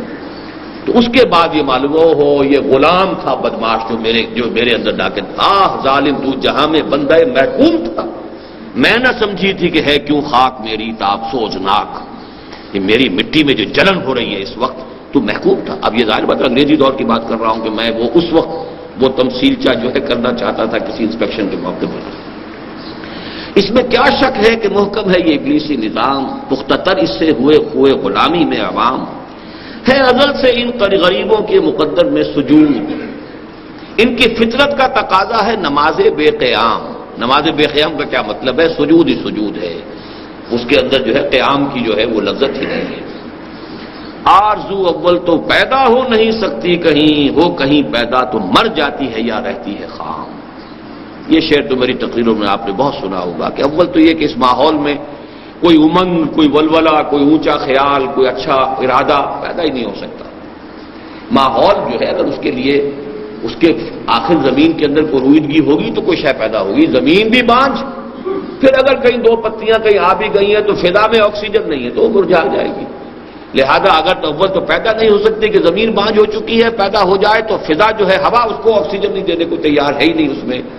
تو آرزو اول تو پیدا ہو نہیں سکتی کہیں, ہو کہیں پیدا تو مر جاتی ہے یا رہتی ہے خام. یہ ہماری سعی پہم کی کرامت ہے کہ آج صوفیوں ملا ملوکیت کے بندے ہیں تمام. اب مذہب کے یہی دو مذہب رہے, صوفی اسپرچولیزم اور ملا. اب وہ جو بھی ایک اسکالسٹسزم جس کو کہتے ہیں, علم کلام آگے آ جائے گا اس میں. ان دونوں کے لیے دو علامتیں لی گئی ہیں. ایک ملا ہے, اور ملا جو ہے جس زمانے کی یہ بات ہو رہی ہے, ہمارا تو اس وقت جو مولوی ہے وہ کچھ اور اس کی جون بدل چکی ہے. وہ ملا اس طرح کا نہیں رہا. ملا کسی زمانے میں بڑا اونچا لفظ تھا, بہت بڑے عالم اور بہت بڑے فلسفی کو ملا کہا جاتا تھا. لیکن یہ کہ وہ ملا جو ہے ان کی زیادہ جو ہوتی تھی بات وہ علم کلام, منطق, فلسفہ, ان چیزوں کے. تو ملا اور یہ کہ صوفی, وہ بہرحال یہ کہ ان کے مختلف مشرب ہیں. تو اب یہ دونوں ہی ٹاپ کے منصب تھے گویا کہ مذہبی اعتبار سے. اسی لیے ایک اور جگہ کہا ہے, اٹھا میں مدرسہ و خانقاہ سے نمناٹ. میں تو دونوں دیکھ آیا, مدرسے بھی میں نے دیکھ لیے, خانقاہیں بھی دیکھ لی. کہیں پر تیرے محیط میں کہیں گوہر زندگی نہیں, دیکھ چکا میں موج موج, ڈھونڈ چکا صدف صدف, کہیں نہیں کچھ رہا. تو صوفیوں ملا ملوکیت کے بندے ہیں تمام. تب مشرق کے لیے موضوع یہی افیون تھی, ورنہ قوالی سے کچھ کمتر نہیں علم الکلام. اب یہ بہت گہرا شعر ہے. قرآن, حدیث, سیرت, یہ تو آدمی کو عمل پر لے کر آتی, جہاد پر لے کر آتی. علم کلام اور وہ آپ بیٹھے ہوئے دھجیاں بکھیر رہے ہیں منطق کی, اور ہیئر سپلٹنگ ہو رہی ہے, اور عقل کے گھوڑے دوڑائے جا رہے ہیں, اور یہ سب کچھ ہو رہا ہے. تو اس کا اثر جو ہوتا ہے قواعد عملی سرد ہو جاتے ہیں. دماغ چلتا ہے بالکل مشین کی طرح, کمپیوٹر کی طرح, عمل جو ہے وہ نہیں. اسی طرح قوالی ہے, جھوم جاؤ, جھومتے رہو. اب صوفیوں کے حلقے میں قوالی اور علماء کے حلقے میں علم کلام, یہ دو چیزیں گویا کہ دو حلقے جو ہو سکتے تھے مسلمانوں کے رہنما حلقے دینی اعتبار سے, ان دونوں کو گویا کہ ان دونوں سمبلز کے حوالے سے بیان کیا گیا کہ اگرچہ علم کلام کی تاثیر بھی وہی تھی کہ جو عمل سے انسان کو بیگانہ کر دے, لیکن قوالی جو ہے مشرق کے اعتبار سے یہ زیادہ مناسب تھی, کیونکہ یہاں پہ ہندوؤں کا معاملہ تھا, اور یہاں پر گانے کا, ناچ رنگ کا, ان کے کلچر کا حصہ تھا. تو ہم نے یہاں پہ علم کلام کی بجائے قوالی استعمال کروا دی ہے, تاکہ اب یہ اسی رنگ میں رہے اور سرور میں جو ہے وہ اپنے وہ, جیسے کہ ایک اور جگہ پر کہا ہے علامہ اقبال نے کہ صوفی پشمینہ پوش حال مست, از شراب نغمہ قوال مست, آتش شیر عراقی در دلش در نمی سادر بقرآن محفلش. یہ صوفی جو ہے جس نے اوپر سے کوئی پہنی ہوئی ہے اونی قبا بھی پہنی ہوئی ہے اور قوال کی آواز کے اوپر تو وہ حال اسے آ گیا ہے، اور شعر کسی عراقی کا سنا ہے، کسی اور کا سنا ہے تو اس کے اوپر وہ حال کھیل رہا ہے، قرآن سے اسے سروکار ہی نہیں۔ صوفی پشمینہ پوش حال مست، از شراب نغمے قوال مست۔ تو تب مشرق کے لیے موضوع یہی افیون تھی۔ افیون کیا ہے؟ آدمی کو پیک کے اندر پڑے رہو، بس کام نہ کرو۔ لوٹس ایٹرز ایک نظم ہم نے پڑھی تھی، شاید میٹرک میں پڑھی تھی، شورلی سلمبر از بیٹر دین ٹوائل۔ آدمی محنت کرے، بھاگ دوڑ کرے، یہ کرے وہ کرے، اس سے کیوں نہ ذرا سا ایک دو گولیاں جو ہے نگلے اور سو جائے آرام سے۔ آج جو پوری دنیا کے اندر نارکوٹکس کیوں ہے؟ اس لیے کہ دنیا کی پیچیدگیاں، مسائل جو ہے ان کے تمام جو ہے وہ آدمی پھر جو ہے وہ میں کدے کی راہ سے ہو کر گزر گیا، ورنہ سفر حیات کا بے حد طویل تھا۔ یہ تو در حقیقت آسانی کا راستہ ہے، فرار ہے زندگی سے۔ ہے طواف و حج کا ہنگامہ اگر باقی تو کیا؟ یہ طواف اور حج کا ہنگامہ جو ہے یہ تو علامہ اقبال کے زمانے سے بڑھ کے اب میرا خیال ہے 100 گنا بڑھ گیا ہوگا۔ علامہ اقبال ان 60 سالوں میں، اور جو عمرہ ہے رمضان کا، اور 30 لاکھ 35 لاکھ آدمی جمع ہو رہا ہے، اور رمضان ہو رہا ہے، اور جو کچھ ہو رہا ہے وہ آپ کے علم میں ہے، لیکن اس سے حاصل کیا ہے طواف و حج کا ہنگامہ اگر باقی تو کیا؟ کند ہو کر رہ گئی مومن کی تیغے بے نیام۔ اس کا اصل جہاد جو اس کا اصل تھا وہ تو ختم ہو چکا۔ اب یہ وہاں جائیں اور وہ طواف کر کے آ جائیں، لیکن لے کر کے آتے ہیں وہاں سے کوئی نیا جذبہ، کوئی توبہ کر کے نہیں آتا، الا ماشاءاللہ کوئی ہوں گے، کوئی لاکھوں میں، کوئی کروڑوں میں کوئی ایک آدھ نکل جائے، باقی تو جیسے گئے تھے ویسے آتے ہیں۔ بلکہ یہ سمجھتے ہیں کہ پچھلا حساب صاف ہوا، بس سر نو جو ہے حرام خوریاں جو ہیں اس کا کھاتا سر نو شروع کرو۔ تو یہ سارا جو کچھ ہے طواف و حج کا ہنگامہ اگر باقی تو کیا؟ ان چیزوں کو علامہ اقبال نے ایک اور نظم میں جو میرے نزدیک ان کی شعریت کا عروج ہے، اہل حرم کے سومنات سے تعبیر کیا۔ کیا نہیں کوئی غزنوی کارگہ حیات میں، بیٹھے ہیں کب سے منتظر اہل حرم کے سومنات۔ اہل حرم نے بھی ان چیزوں کو، ریچولز کو بت بنا لیا ہے، بت بن کر پوچھ رہے ہیں، ان کی حقیقت کچھ بھی نہیں۔ جو کہا ہے کہ نماز و روزہ و قربانی و حج یہ سب باقی ہے، تو باقی نہیں ہے۔ یہ سارا جو ہے یہ ریچولز ہے، ان کی شکلوں کو پوجا جا رہا ہے۔ اب اس نے سوال کیا کہ یہ جو آپ نے سیشن کال کیا ہے خاص ہمارا، اور اس میں اتنا تمہیدی آپ نے خطاب فرمایا ہے، تو کون سا آپ کو چیلنج محسوس ہوا ہے؟ ہمیں تو کوئی چیلنج محسوس نہیں ہو رہا، سب ٹھیک ٹھاک ہے۔ اس میں کیا شک ہے کہ محکم ہے یہ ابلیسی نظام، ساری قوتیں ابلیسی خوب پورے طور پر کار فرما ہے، کام ہو رہا ہے۔ کس کی نومیدی پہ حجت ہے یہ فرمان جدید؟ یہ آپ کا نیا فرمان جو اور آج جو اجلاس کیا گیا ہے، یہ کس طرف سے کوئی ہماری امیدوں کے لیے کوئی خطرہ پیدا ہو گیا ہے، کوئی ہمارے لیے کوئی چیلنج آ گیا ہے جہاد اس دور میں مرد مسلمان پر حرام۔ مسلمان تو اپنے اوپر جہاد کو حرام ہی کر چکا ہے، تو اب اور کس چیز کا ڈر ہے؟ اب اس میں نوٹ کیجئے کہ اس میں خاص طور پر تو غلام احمد قادیانی کی طرف اشارہ ہے کہ جس نے قتال کو تو سرے سے حرام قرار دے دیا۔ دین کے لیے حرام ہے اب دوستو قتال، یہ مصرع ہے غلام احمد قادیانی کا آجہانی کا۔ لیکن اس کو چھوڑتے ہوئے بھی ہمارے ہاں عام مذہبی فکر میں بھی جہاد خارج از بحث ہو چکا تھا، یہ اب شروع ہوا ہے، اور ہوا ہے ایران کے انقلاب کے بعد۔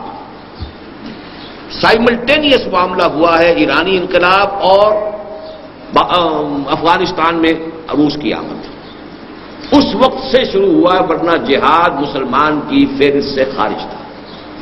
اس لیے کہ جہاد کے معنی جنگ، اور جنگ جو ہے وہ تو ہر وقت تو ہوتی نہیں، ہر روز کا فرض جو ہے وہ تو نماز ہے، ہر سال کا فرض جو ہے وہ روزہ ہے، جو بھی ہے زکوٰۃ ہے، لیکن یہ کہ یہ جو ہے یہ تو کوئی فرض ہے ہی نہیں سرے سے، تو جنگ کا ہی ہوگی۔ تو وہ جہاد کو قتال سے ایکویٹ کیا، اور قتال سے ایکویٹ کرنے کے بعد چونکہ وہ تو فرض کفایہ ہی رہے گا، لہذا وہ بات ختم ہو گئی، ہماری فہرست وہ جو فرائض کی فہرست سے فارغ ہوئی۔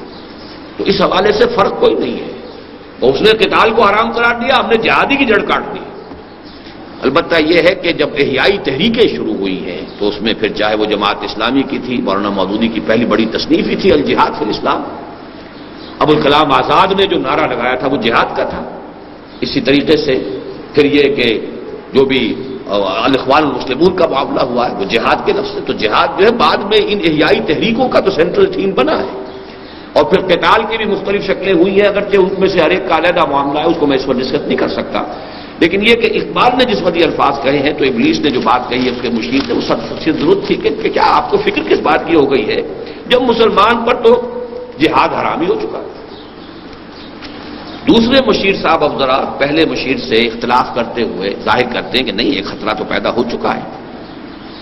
خیر ہے سلطانی جمہور کا غوغا کے شر، تو جہاں کے تازہ فتنوں سے نہیں ہے باخبر۔ یعنی یہ جو پہلا مشیر تھا اس کی اس نے نفی کی ہے کہ تمہیں everything is not okay, واقعتاً گڑبڑ ہے، اور بڑی سب سے بڑی گڑبڑ یہ ہے کہ ابھی سلطانی جمہور کا آتا ہے زمانہ، جو نقش کہن تم کو نظر آئے مٹا دو، تو ملوکیت کا تو بیڑا غرق ہو جائے گا۔ اور ہم نے جو بھی اپنی بساط بچھائی تھی اس میں نمبر 1 پر ملوکیت ہے، تو جمہوریت آئے گی، جمہوریت جو حاکمیت عوام آ جائے گی، ہے سلطانی جمہور یعنی پاپولر سوورنٹی، تو اس سے ملوکیت کا تو جو ہے بیڑا غرق ہو جائے گا، تو ہماری بساط کا جو رکن اول تھا وہی ختم ہو جائے گا۔ تو اس حوالے سے واقعتاً قابل تشویش مسئلہ ہے، اور ہمیں واقعتاً غور کرنا چاہیے۔ ہمیں پوری situation we have to take a fresh assessment and stock of the situation. پہلا مشیر کہتا ہے کہ نہیں، میں جانتا ہوں جمہوریت میں کوئی خطرہ نہیں ہوں، یعنی یہ کہ اس نے تو کہا تھا تو جہاں کے تازہ فتنوں سے نہیں ہے باخبر، اس نے کہا نہیں میں ہوں باخبر ہوں، مگر میری جہاں بینی بتاتی ہے مجھے جو ملوکیت کا ایک پردہ ہو کیا اس سے خطر۔ یہ جمہوریت تو خود ملوکیت ہی کا ایک پردہ ہے، اس کی کوئی حقیقت ہی نہیں ہے۔ ہم نے خود شاہی کو پہنایا ہے جمہوری لباس، جب ذرا آدم ہوا ہے خود شناس و خود نگر، یہ تو ہم نے خود کیا ہے، تمہیں نہیں معلوم۔ یعنی دوسرا مشیر جو تھا اس کی جہالت کا یہ وہ کہہ رہا ہے کہ تجھے پتہ نہیں ہے، تو ہم نے خود کیا بھائی۔ ہم نے کہا اب انسان کے اندر خود شناسی آ گئی ہے، خود نگری آ گئی ہے، اپنی عزت نفس کا احساس پیدا ہو گیا ہے، اور یہ سارا احساس دیا ہوا ہے محمد الرسول اللہ صلی اللہ علیہ وسلم کا۔ تمام انسان برابر ہیں، ہر انسان پیدائشی طور پر زندہ ہے۔ حضرت عمر نے فرمایا تھا کہ ہر انسان کو اس کی ماں نے زندہ جنا ہے، وہ آزاد جنا ہے، وہ کوئی محکوم پیدا نہیں ہوتا۔ تو یہ تو جو تصور تھا محمد نے دیا تھا صلی اللہ علیہ وسلم، لیکن یہ کہ اس نے کہا کہ ہم نے صرف یہ کیا ہے نا کہ سوورنٹی جو ہے وہ اس کے اندر تقسیم کر دی، باقی ملوکیت تو جو کی تو ہے وہ اگلے شعر میں آ رہا ہے۔ کاروبار شہریاری کی حقیقت اور ہے، یہ وجود میر و سلطان پر نہیں ہے منحصر۔ کولونیلزم ہو، کنگڈم ہو، امپیریلزم ہو، ضروری نہیں ہے کہ کوئی بادشاہ ہی بیٹھا ہو تو وہ امپیریلزم ہے۔ ایک نیشنل امپیریلزم ہو سکتا ہے، ایک قوم دوسری قوم کے اوپر جا کر حکومت کرتی ہے، امپیریلزم ہو جائے گا۔ تو کاروبار شہریاری کی حقیقت اور ہے، یہ وجود میر و سلطان پر نہیں ہے منحصر۔ مجلس ملت ہو یا پرویز کا دربار ہو، ہے وہ سلطان غیر کی کھیتی پہ ہو جس کی نظر۔ سیدھی سیدھی بات، یا تو بادشاہ پرویز اس کا دربار ہے یا پارلیمنٹ ہے برٹش۔ سوال تو یہ ہے کہ غیر کی کھیتی کو اجاڑنے اور اس سے اس کے ایکسپلائٹ کرنے اور اس سے حاصل کرنے کا اگر یہ ہے نظر، تو بس وہی سلطانی ہے، وہی شہنشاہیت ہے، وہی ملوکیت ہے، وہی کولونیلزم ہے وہ سلطان غیر کی کھیتی پہ ہو جس کی نظر۔ تو نے کیا دیکھا نہیں مغرب کا جمہوری نظام، چہرہ روشن اندروں چنگیز سے تاریخ تر۔ اب یہ چنگیز جو ہے یہ ہماری پورے ادب کے اندر، مشرقی ادب میں یہ ایک ٹیرر کا اور ظلم کا اور تشدد کا اور جو بھی وحشت کا ہے اس کے لیے ایک بہت بڑا سمبل ہے۔ یہ ہلاکو کا دادا تھا چنگیز خان اعظم۔ 1155 میں عیسوی میں اس کی ولادت ہوئی ہے، 1203 میں اس کو خان اعظم منگولوں نے تسلیم کر لیا ہے۔ پھر اس کے بعد جو تباہی اس نے مچائی ہے، پورا ترکستان مسلم علاقہ جو تھا اس کو برباد کیا، ایران کو برباد کیا، اس کام کو پھر آگے جا کر اس کے پوتے نے جو ہے بغداد کی تباہی تک پہنچایا ہے 1258 میں۔ تو یہ جو کہا ہے جلال پادشاہی ہو کہ جمہوری تماشا ہو، جدا ہو دی سیاست سے تو رہ جاتی ہے چنگیز جی۔ کیا فرق پڑتا ہے جمہوری تماشا ہے یا جلال پادشاہی ہے؟ ہیومن ساورنٹی جہاں آ گئی وہ ملوکیت ہے۔ ہیومن ساورنٹی ایک پرسن کی ہو چاہے وہ ایک قوم کی ہو، وہ ملوکیت ہے۔ لہذا کوئی گھبرانے کی بات نہیں ہے۔ یہ تو ہم نے خود شاہی کو پہنایا ہے جمہوری لباس، جب ذرا آدم ہوا ہے خود شناس و خود نگر۔ اور ایک اور جگہ علامہ اقبال نے اس مغربی جمہوریت کے بارے میں جو کہا ہے وہی ساز کہن مغرب کا جمہوری نظام، اس کے پردوں میں نہیں غیرز نوائے قیصری، دیوے استبداد جمہوری قبا میں پائے کو، تو سمجھتا ہے یہ آزادی کی ہے نیلم پری۔ اب تیسرا مشیر کہتا ہے روح سلطانی اگر روح سلطانی رہے باقی تو پھر کیا اضطراب، یعنی اگر یہ سوورنٹی کا کانسیپٹ، انسانی سوورنٹی اور غیر کی کھیتی کو استعمال کرنا، اس پر قبضہ کرنا، اگر یہ روح برقرار ہے تو کوئی حرج نہیں، پھر تو ٹھیک ہے، پھر تو وہی ملوکیت چل رہی ہے مگر کیا اس یہودی کی شرارت کا جواب، یہودی سے مراد یہاں پر کارل مارکس، یہودی تھا اور جرمن تھا، 1818 میں پیدا ہوا ہے، 1883 میں مرا ہے۔ جرمنی سے اس کو نکال دیا گیا اس کے باغیانہ خیالات کی وجہ سے، تو فرانس میں مقیم رہا، فرانس سے نکال دیا گیا تو انگلستان میں رہا، وہیں اس کی موت واقع ہوئی ہے۔ داس کیپیٹال ایک بڑی کتاب لکھی ہے، وہ گویا کہ سرمایہ داری کو اس نے ٹارگٹ بنایا ہے۔ تو روح سلطانی رہے باقی تو پھر کیا اضطراب ہے، مگر کیا اس یہودی کی شرارت کا جواب، وہ کلیم بے تجلی، وہ مسیح بے سلیم۔ اب دیکھیے یہ وہی انداز ہے، نیز پیغمبر ولیکن در بغل دارد کتاب داس کیپیٹال۔ یہ میری آج شام کی تقریر کا مین موضوع ہے، جو انجمن کا سالانہ اجلاس آج ہونے والا ہے، کہ دو چیزوں سے انقلاب برپا ہوا، دنیا کا عظیم ترین انقلاب، ایک کتاب قرآن، ایک اس کے معلم محمد صلی اللہ علیہ وسلم، یتلو علیہم آیاتہ ویزکیہم ویعلمہم الکتاب والحکمہ۔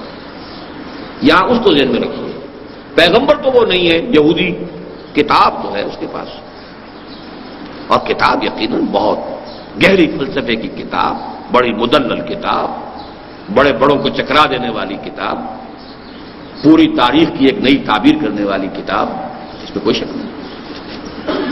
وہ کلیم بے تجلی، وہ مسیح بے سلیم، کلیم حضرت موسیٰ علیہ السلام، مسیح حضرت عیسیٰ علیہ السلام، مطلب یہ کہ اس لیول پر لے کے جا رہا ہے کہ جہاں تک اس کا معاملہ ہے تاثیر کا، وہ تو اس حد تک جا رہا ہے، نیز پیغمبر ولیکن در بغل دارت کتاب۔ کیا بتاؤں کیا ہے کافر کی نگاہ پردہ سوز، مشرق و مغرب کی قوموں کے لیے روز حساب، اس سے بڑھ کر اور کیا ہوگا طبیعت کا فساد، توڑ دی بندوں نے آقاؤں کے خیموں کی تناب، مزدوروں نے اور تلپٹ کر کے رکھ دیا۔ زار روس کو 1917 میں جلا وطن کیا، پہلے روسی ترکستانی علاقہ جو ہمارا ہے، اور پھر اس کو وہاں پہ گولی مار دی گئی، شہنشاہیت کا تو خاتمہ ہو گیا، تو ہماری تو بساط الٹ رہی ہے۔ پھر یہ کہ اس میں چونکہ یہ معاملہ بھی تھا کہ جو ابتدائی اس کا جو فرور تھا وہ امپیریلسٹ نہیں تھا، اس میں یہی تھا کہ دنیا کی ہر قوم کو آزادی ہونی چاہیے، دنیا کی ہر قوم کو اپنے وسائل کو استعمال کرنا چاہیے، تو یہ تو ہماری ساری بساط جو ہے الٹ دے گا۔ جمہوریت سے تو ہمیں اندیشہ نہیں، مغربی جمہوریت تو ٹھیک ہے، وہ تو ہم نے خود ہی اس کو بپتسمہ دیا ہے، خود ہی ہم نے اس کو جو ہے پردہ اس کے اوپر ڈالا ہے، لیکن یہ کہ یہ واقعتاً ایک چیز ہے کہ جو خطرناک ہے۔ چوتھا مشیر کہتا ہے توڑ اس کا رومت الکبریٰ کے ایوانوں میں دیکھ۔ رومت الکبریٰ روم، اب یہ روم جو ہے ایک زمانے میں قبل مسیح کی جتنی سلطنتیں دنیا میں قائم ہوئی ہیں، یعنی آج سے 2000 سال پہلے کی عظیم ترین مملکت روم کی تھی، یارک سے لے کے بغداد تک، یارک برطانیہ، بغداد، اور تبریز سے لے کر موراکو تک، 3 بر اعظموں پر محیط، پورا شمالی افریقہ، پورا یورپ اور مغربی ایشیا کا بھی ایک بڑا چک، اتنی عظیم سلطنت۔ اور یہ جو رومت الکبریٰ ہے، اس میں جو فاشسٹ تحریک اٹھ چکی تھی، اور مسولینی ابھرا تھا بڑی شدت کے ساتھ، قوت کے ساتھ، اور وہ اب تازہ کرنا چاہ رہا تھا وہی سیزر، آل سیزر کو دکھایا ہم نے پھر سیزر کا خواب۔ سیزر ہی لفظ اصل میں عربی میں قیصر بنا ہے، سیزر سی سے لکھا جاتا ہے تو وہ کاف بن گیا قیصر ہے۔ تو یہ سیزر جو بہت بڑی ایک یوں سمجھیے کہ ایک ہستی تھی، رومن امپائر کی، ہم نے ان کی نسل کو پھر خواب دکھا دیا کہ دوبارہ ایک وسیع مملکت قائم کرو، پھر کنگڈم قائم کرو۔ مسولینی کو تو ہم نے تو توڑ تو پیدا کر دیا، اگر ادھر سے اشتراکی انقلاب آ رہا ہے تو ادھر سے فاشسٹ تحریک بھی اٹھ رہی ہے کہ نہیں؟ تو گویا کہ ہم نے ملوکیت کو دوبارہ زندہ کرنے کا پورا بندوبست کر دیا ہے، اور اس اشتراکیت کا گلا گھونٹنے کا بندوبست اس کے اپنے یورپ کی سرزمین میں کر دیا ہے۔ توڑ اس کا رومت الکبریٰ کے ایوانوں میں دیکھ، آل سیزر کو دکھایا ہم نے پھر سیزر کا خواب، کون بحر روم کی موجوں سے ہے لپٹا ہوا، گاہ بالغ چوں صنوبر گاہ نالت چوں رباب۔ اب یہ مسولینی کی شخصیت کی طرف ہے کہ ایک طرف تو یہ کہ بہت وہ جوش دلاتا تھا پوری قوم کو، ایک بڑی عسکریت پیدا کر دیتا تھا، جیسے کہ صنوبر کا درخت ہوتا ہے بہت اونچا، اور کبھی جو ہے اس کے اندر ایک سوز و ساز کی سی کیفیت ہوتی تھی۔ اس طریقے سے سوز و ساز کے ذریعے سے وہ اپنی قوم کو ابھار کر اس مقام تک لے آیا، لیبیا فتح کیا، اس کے بعد جو ہے حبشہ پر حملہ کیا ہے۔ یہ سارا جو ہے اس کی طرف سے سیلاب آ رہا تھا۔ لیکن یہاں ایک بات اور نوٹ کر لیجئے کہ احادیث نبویہ سے بھی معلوم ہوتا ہے کہ روم دوبارہ ریزریکٹ ہو جائے گا۔ الملحمۃ العظمیٰ جب لڑی جائے گی، تیسری عالمگیر جنگ جو تاریخ انسانی کی عظیم ترین جنگ ہوگی، جس کو کہ ببلیکل جو ٹرمینالوجی ہے بائبل کی، اس میں کہا جاتا ہے آرمگیڈون، اور حدیث میں کہا گیا الملحمۃ العظمیٰ۔ اب یہ ساری چیزیں میری کتاب میں موجود ہیں، سابقہ اور موجودہ مسلمان امتوں کا ماضی، حال اور مستقبل، اس میں بھی لفظ روم آتا ہے۔ اور یہ ایک کتاب میں نے حال ہی میں پڑھی ہے، ایک پادری کی، امریکن، غالباً ہال لنڈسے اس کا نام ہے، دی لیٹ گریٹ پلانٹ ارتھ کے نام سے کتاب لکھی ہے، اور اس نے بائبل کی اور کتاب قدیم اور عہد نامہ جدید ان سب کے حوالوں سے ثابت کیا ہے کہ یورپ کی یہ کانفیڈریسی دوبارہ بن جائے گی، اور یہ گویا کہ ایک نیا رومن امپائر کی شکل میں دوبارہ دنیا کے سامنے آئے گی، اور اسلام کے ساتھ ان کا ایک بہت بڑا تصادم ہوگا۔ احادیث میں آتا ہے 80 علم ہوں گے، ہر علم کے نیچے 12,000 سپاہی ہوں گے، اور یہ تمام جو ہے عیسائی قوتیں روم کے نام کے تحت جمع ہوں گے۔ بہرحال یہ میں نے صرف اس لیے کہا کہ آپ یہ بھی نوٹ کر لیں کہ علامہ اقبال نے بھی جو لفظ استعمال کیا رومت الکبریٰ، the great room, the ancient روم، اس کی جو عظمت جو ہے۔ تیسرا مشیر کہتا ہے میں تو اس کی عاقبت بینی کا کچھ قائل نہیں، جس نے افرنگی سیاست کو کیا یوں بے حجاب۔ اس کا اصل میں اشارہ یہ ہے کہ جب مسولینی آگے بڑھا ہے، اور اس کے بعد پھر نازی جو ہے نازیزم بھی آگے بڑھا، لیکن اس وقت تک علامہ اقبال کی زندگی تک ابھی وہ پورے عروج پر نہیں آیا تھا۔ اس وقت تک کی صورت یہی ہے کہ مسولینی جو ہے اس علاقے کے اندر فاشزم کا اور ڈکٹیٹرشپ کا اور اس کا بہت بڑا جو ہے وہ امپیریلزم کا نمائندہ بن کر آیا ہے، اور اس سے خطرہ محسوس ہو گیا تھا خود مغربی قوتوں کو، انہوں نے تنقید کرنی شروع کر دی تھی۔ تو اس نے کہا ہے کہ میں تو اس کی عاقبت بینی کا کچھ قائل نہیں، جس نے افرنگی سیاست کو کیا یوں بے حجاب۔ اس نے کھل کر جواب دیے کہ تم نے سب کچھ کیا ہے، تم نے پوری دنیا کو فتح کیا، تو میں نے اگر فتح کر لیا تو میرے اندر کیڑے ڈال رہے ہو۔ بہرحال اب پانچواں مشیر کہہ رہا ہے، آخری اس سمجھیے کے بعد، اے تیرے سوز نفس سے کار عالم استوار۔ یہ بڑا عجیب ہے یہ مصرع، سوز نفس۔ اس کے سوز نفس چونکہ وہ آتشی مخلوق ہے، تو غضب، انتقام، غیظ، اسی میں کینہ، اسی میں یہ سارے جو بھی دنیا کے اندر جو خرابیوں کے جتنے بھی منبع ہیں وہ یہ ہے، گویا کہ یہ ابلیس کا وہ سوز نفس ہے۔ اے تیرے سوز نفس سے کار عالم استوار، یہ سارا ہنگامہ ہے تو اسی سے۔ تو نے جب چاہا کیا ہر پردگی کو آشکار، جو بھی راز کی بات ہوتی تھی تو اسے سامنے لاتا رہا ہے۔ آب و گل تیری حرارت سے جہان سوز و ساز، یہ آب و گل کی جو دنیا ہے مٹی کی اور پانی کی، اسی سے یہ سارا معاملہ بنا ہے دنیا، اور اس کا یہ ساری آباد کاری ہے، اور جو چاہے وہ پلانٹ کنگڈم ہے، اینیمل کنگڈم ہے، اور یا پھر ٹاپ پر انسان ہے۔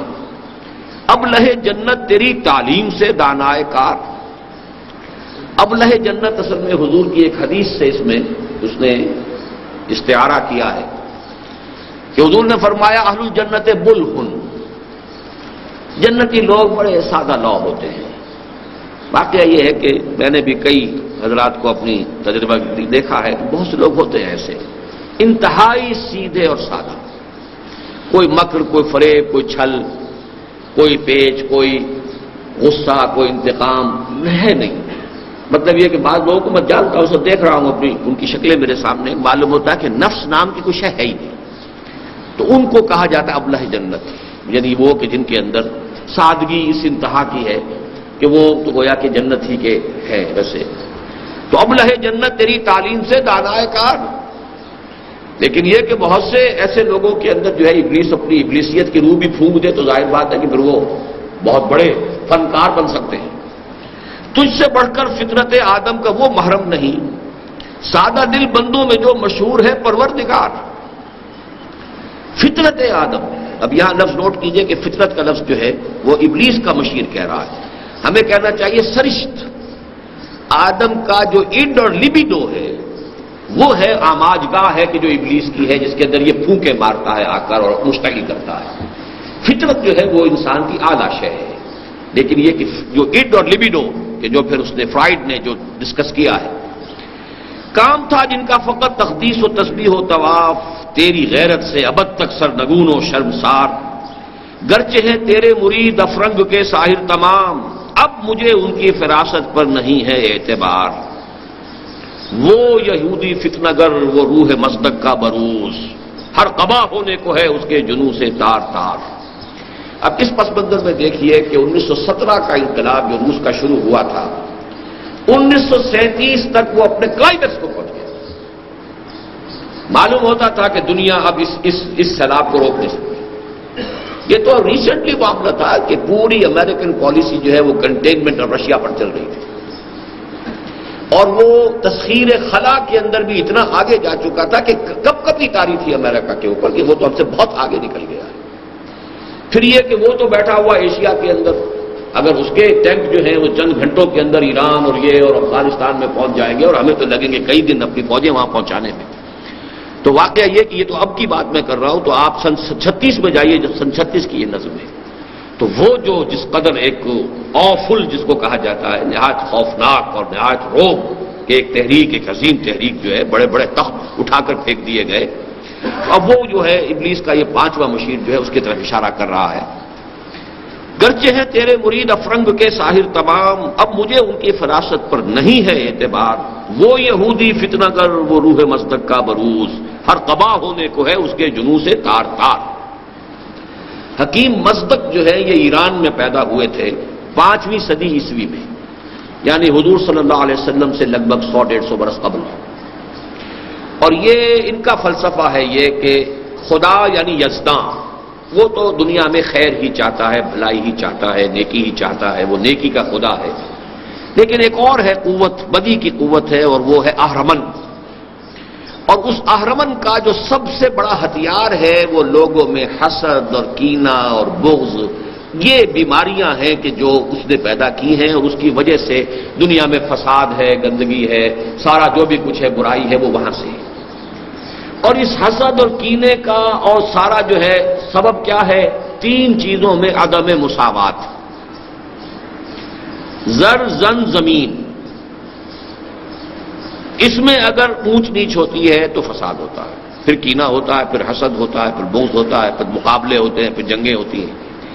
تو اس کا فلسفہ یہ تھا کہ مصداقیت جس کو کہتے ہیں کہ یہ 3 چیزوں میں تمام انسانوں کو مساوی کر دیا جائے، زر زن زمین، 3 چیزوں میں مساوی۔ اگر ہر ایک مرد کے لیے 2 شادیاں ہو سکتی تو سب کے لیے 2 شادیاں ہوں، اگر ایک ہی ہے تو پھر ایک ہی ہو، اسی طرح زمین ہے، اسی طرح دولت ہے۔ تو اس کو پھر کہا جاتا ہے کہ یہ جو گویا کہ اشتراکیت جو ایک خواب آیا بعد میں، یوں سمجھیے کہ 1500 برس بعد، اس کا ایک حیولہ، اس کا ایک بلیو پرنٹ جو ہے وہ اس وقت مصدق کے فلسفے میں تھا۔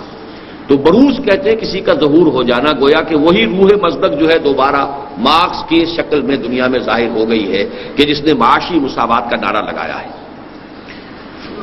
528 عیسوی میں اسے نوشیرواں شہنشاہ ایران نے قتل کر دیا تھا، اور پھر 531 میں اس مصدق کے جتنے بھی ماننے والے تھے ایران میں ان سب کو قتل کر دیا گیا۔ وہ یہودی فتنہ گر وہ روح مصدق کا بروز، ہر قبا ہونے کو ہے اس کے جنوں سے تار تار، زاغ دشتی ہو رہا ہے ہم سرے شاہین و چرغ۔ یہ مزدور اور یہ کسان اور یہ جاگیرداروں کے اور یہ گویا کہ کوا جو ہے شاہین کے برابر ہو رہا ہے، یہ تو تلپٹ ہو جائے گی ہماری ساری بساط. ہم نے جو کچھ بھی اپنا مکر کا جال پھیلایا تھا ختم ہو کر رہ جائے گا. کہاں غلامی، کہاں محکومی، سب ختم ہوئی بات. زاغ دشتی ہو رہا ہے ہم سر شاہین و چر. کتنی سرعت سے بدلتا ہے مزاج روزگار. چھا گئی آشفتہ ہو کر وسعت افلاک پر، جس کو نادانی سے ہم سمجھے تھے ایک مشت غبار. ہم سمجھے تھے کہ یہ صرف ایک جو ہے مٹی کی، کہ ایک مٹھی بھر مٹی ہے، یہ تو پوری دنیا کے اوپر چھا گئی. فتنہ فردا کی ہیبت کا یہ عالم ہے کہ آج کانپتے ہیں کوہسارو مرغزارو جوئے بار. لرزہ طاری ہے، جیسے کسی وقت حضرت عمر فاروق رضی اللہ تعالیٰ عنہ کے عہد خلافت میں لرزہ طاری تھا کیسر و کسریٰ کے ایوانوں میں، ایسے کمیونزم نے لرزہ طاری کر دی. مغربی امپیریلزم کے لیے لرزہ، کیپٹلزم کے لیے لرزہ. بھی پیغام ایسا تھا، اتنا انقلابی تھا کہ اس میں اسے اس ابلیس کے 5ویں مشیر کو محسوس ہو رہا ہے کہ ہماری تو سارا جو بھی مکر کا جو بھی جال ہم نے بچھا رکھا ہے اور ساری ہماری بساط تلپٹ ہو کر رہ جائے گی. میرے آقا وہ جہاں زیر و زبر ہونے کو ہے، جس جہاں کا ہے فقط تیری سیادت پر مدار. اب جو خون ذرا گرم ہوا ابلیس صاحب کا، تو اب ابلیس صاحب کا آخری یہ پریزیڈنشل ایڈریس ہے کہ یہ ہے میرے دستے تصرف میں جہان رنگ و بو. وہی لافزنی جو انوگرل ایڈریس کے شروع میں کے آخر میں تھی، اب یہ جو آخری کنکلوڈنگ لیکچر ہے، کنکلوڈنگ ایڈریس ہے، اس کے شروع میں ہے میرے دستے تصرف میں جہان رنگ و بو. کیا زمین، کیا محرمہ، کیا آسمان توبتو. دیکھ لیں گے اپنی آنکھوں سے تماشا غرب و شرق، میں نے جب گرما دیا اقوام یورپ کا لہو. نوٹ کیجئے 38 میں اقبال کا انتقال ہوا ہے اور اس کی کتنے بعد، 3 سال بعد دوسری عالمگیر جنگ چھڑ گئی. دیکھ لیں گے اپنی آنکھوں سے تماشا غرب و شرق، میں نے جب گرما دیا اقوام یورپ کا لہو. کیا امامان سیاست، کیا کلیسا کے شیوخ، سب کو دیوانہ بنا سکتی ہے میری ایک ہو. یہ سارے بڑے بڑے، یہاں تو مجھے پھر ذکر کر دوں آپ سے کہ ایک کتاب جو کینیڈا میں چھپی ہے، pawns in the game, William Guy Carr کی، جس کا فلسفہ یہ ہے کہ ایک ابلیسی قوت ہے، شیطانی قوت ہے لوسیفر. اس لوسیفر کے جو انسانوں کے اندر ایجنٹ ہیں وہ ہے زائنسٹ، جو انہوں نے پہلے آرڈر آف الومناٹی بنایا 1776 میں، پھر یہ تمام جو فری میسن اور یہ لاج اور فلاں لاج اورینٹ اور یہ اور وہ، اور پھر زائنزم جو ہے 1897 سے اس کی تحریک. تو یہ پورا نظام جو ہے، کیا امام آنے سیاست، کیا کلیسا کے شیوخ، سب کو دیوانہ بنا سکتی ہے میری ایک ہو. کارگاہ شیشہ جو ناداں سمجھتا ہے اسے، توڑ کر دیکھے تو اس تہذیب کے جامو صبح. یہ میرا اتنا کمزور نہیں ہے، یہ تانا بانا جو میں نے گنا ہوا ہے. دست فطرت نے کیا ہے جن غریبانوں کو چاک، مستقی منطق کی سوزن سے نہیں ہوتے رفو. یہ ہے وہ بہت اہم شعر کہ فطرت نے چونکہ مساوات نہیں رکھی ہے، اس کریشن میں کہیں مساوات نہیں ہے، بیلنس ہے، وزن، توازن، مساوات نہیں ہے. مساوات تو انسان کی ذہنی صلاحیتوں میں نہیں ہے، یک رنگی جو ہے ان کی شکلوں میں نہیں ہے، جینز مختلف ہیں، مرد اور عورت کا فرق ہے. تو یہ تو فرق ہے. کوئی قوی جسہ لے کر آتا ہے، کوئی پیدائشی طور پر بیچارہ کمزور ہوتا ہے، اس کے اندر زیادہ محنت اور مشقت کا مادہ نہیں ہوتا. تو دست فطرت نے کیا ہے جن غریبانوں کو چاک، مزدقی منطق کی سوزن سے نہیں ہوتے رفو. چاہے وہ حکیم مصدق تھا اور چاہے وہ اب حکیم جو ہے مارکس ہو، ان کی ان فلسفوں سے وہ جو فرق ہے، فرق و تفاوت ہے، وہ ختم ہونے والے نہیں ہیں. یہ فرق و تفاوت جو ہے، جیسے کہ قرآن مجید میں اختلاف کے بارے میں بھی کہا گیا ہے، بلا یزالون مختلفین الا من رحم ربک ولذلک خلقہ. اختلاف تو رہے گا دنیا کے، اختلاف ختم ہو جائے تو پھر بات ہی خائے گی، سارا ہنگامہ ہی ختم ہو جائے گا، یہ ساری رونقیں ختم ہو جائیں گی. تو فرق و تفاوت اور اختلاف یہ تو ایک رول ہے، بس اس کو حدود میں رہنا چاہیے. اس کے لیے جو ہے کچھ games, rules of the game ہونے چاہیے، حدود سے تجاوز نہیں ہونا چاہیے، وغیرہ وغیرہ، مولانا بات ہو جائے گی. کب ڈرا سکتے ہیں مجھ کو اشتراکی کوچہ گرد، یہ پریشان روزگار آشفتہ مغز آشفتہ ہوں. یہ دماغ بال ان کے الجھے ہوئے، چہروں پہ وحشت، اور یہ لوگ یہ مجھے پریشان کر دیں گے، یہ مجھے ڈرانے والے نہیں ہیں۔ ہے اگر مجھ کو خطر کوئی تو اس امت سے ہے۔ اب یہاں سے پیغام شروع ہوا ہے، جھنجھوڑنے والا پیغام، کہ ابلیس کو اگر کوئی اندیشہ ہے تو نہ جمہوریت سے، نہ فاشزم سے، نہ ناززم سے، نہ اشتراکیت سے۔ اور اشتراکیت اس وقت ٹاپ پر تھی جب یہ نظم علامہ اقبال، آج تو اشتراکیت جو ہے وہ مر گئی یا اس کا دور گزر گیا، تو ہم 60 سال بعد بیٹھے ہیں نا، سن 36 کی نظم کو ہم سن 96 میں پڑھ رہے ہیں۔ اس ڈفرنس کو اپنے ذہن میں رکھیے، اپنے عروج پر، کلائمیکس پر جب یہ تھی، کب ڈرا سکتے ہیں مجھ کو اشتراکی کوچہ گرد، یہ پریشان روزگار آشفتہ مغز آشفتہ ہے اگر مجھ کو خطر کوئی تو اس امت سے ہے جس کی خاکستر میں ہے اب تک شرار آرزو۔ آرزو ہے اوپر اس کے خاک آ گئی ہے، راکھ آ گئی ہے، انگارہ اندر ہے، چنگاری اس میں ہے، آگ بجھی ہوئی نہ جان، آگ دبی ہوئی سمجھ۔ تو میں تو ڈرتا ہوں، تو اس سے ڈرتا ہوں، مجھے کسی اور شے سے کوئی خوف نہیں، کوئی ڈر نہیں، کوئی اندیشہ نہیں۔ خال خال اس قوم میں اب تک نظر آتے ہیں وہ کرتے ہیں اشک سحر گاہی سے جو ظالم وضو۔ انفرادی تقوی، انفرادی سوز و ساز کی جو ہے آج کے دور میں بھی اس امت کے اندر کمی نہیں ہے۔ اصل مسئلہ یہ ہے، خال خال ایسے لوگ بھی ہیں، جانتا ہے جن پہ روشن باطن ایام ہے، مستقیت فتنہ فردہ نہیں اسلام۔ میرے لیے خطرے کے اگر کوئی معاملہ ہے، کوئی چیلنج ہے، تو وہ مستقیت سے نہیں ہے، وہ اشتراکیت سے نہیں ہے، وہ جمہوریت سے نہیں ہے، وہ اجتماعیت سے نہیں ہے، وہ سرمایہ داری سے نہیں ہے، وہ ہے اسلام سے۔ اب اس کا یہ جو نظم کے اندر کئی اتار چڑھاؤ آئیں گے، خطرہ تو ہے، لیکن خطرے میں اب اس کا دل کا دلاسا دینے والی چیزیں کون سی ہیں؟ جانتا ہوں میں یہ امت حامل قرآن نہیں۔ میرے لیے امید کی بات اگر ہے تو وہ یہ ہے کہ اس امت نے قرآن کو بند کر کے ٹھپ کر کے رکھ دیا، جزدانوں میں ہے، مسلمانی در کتاب اور مسلمانہ در گور۔ جانتا ہوں میں یہ امت حامل قرآن، اس لیے کہ اصل طاقت تو قرآن تھی، اصل اعلی انقلاب محمد کا قرآن تھا صلی اللہ علیہ وسلم، جہاد پر ابھارنے والا قرآن تھا، سرمایہ داری کی مذمت کرنے والا قرآن تھا، قرآن اس نے بند کر دیا، یہ بہت غنیمت ہے۔ جانتا ہوں میں یہ امت حامل قرآن نہیں۔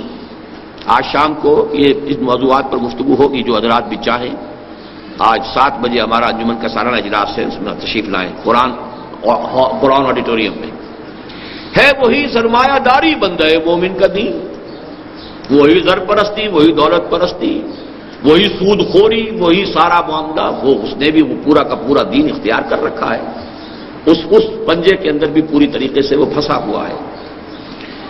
جانتا ہوں میں کہ مشرق کی اندھیری رات میں بے ید بیضا ہے پیران حرم کی آستین۔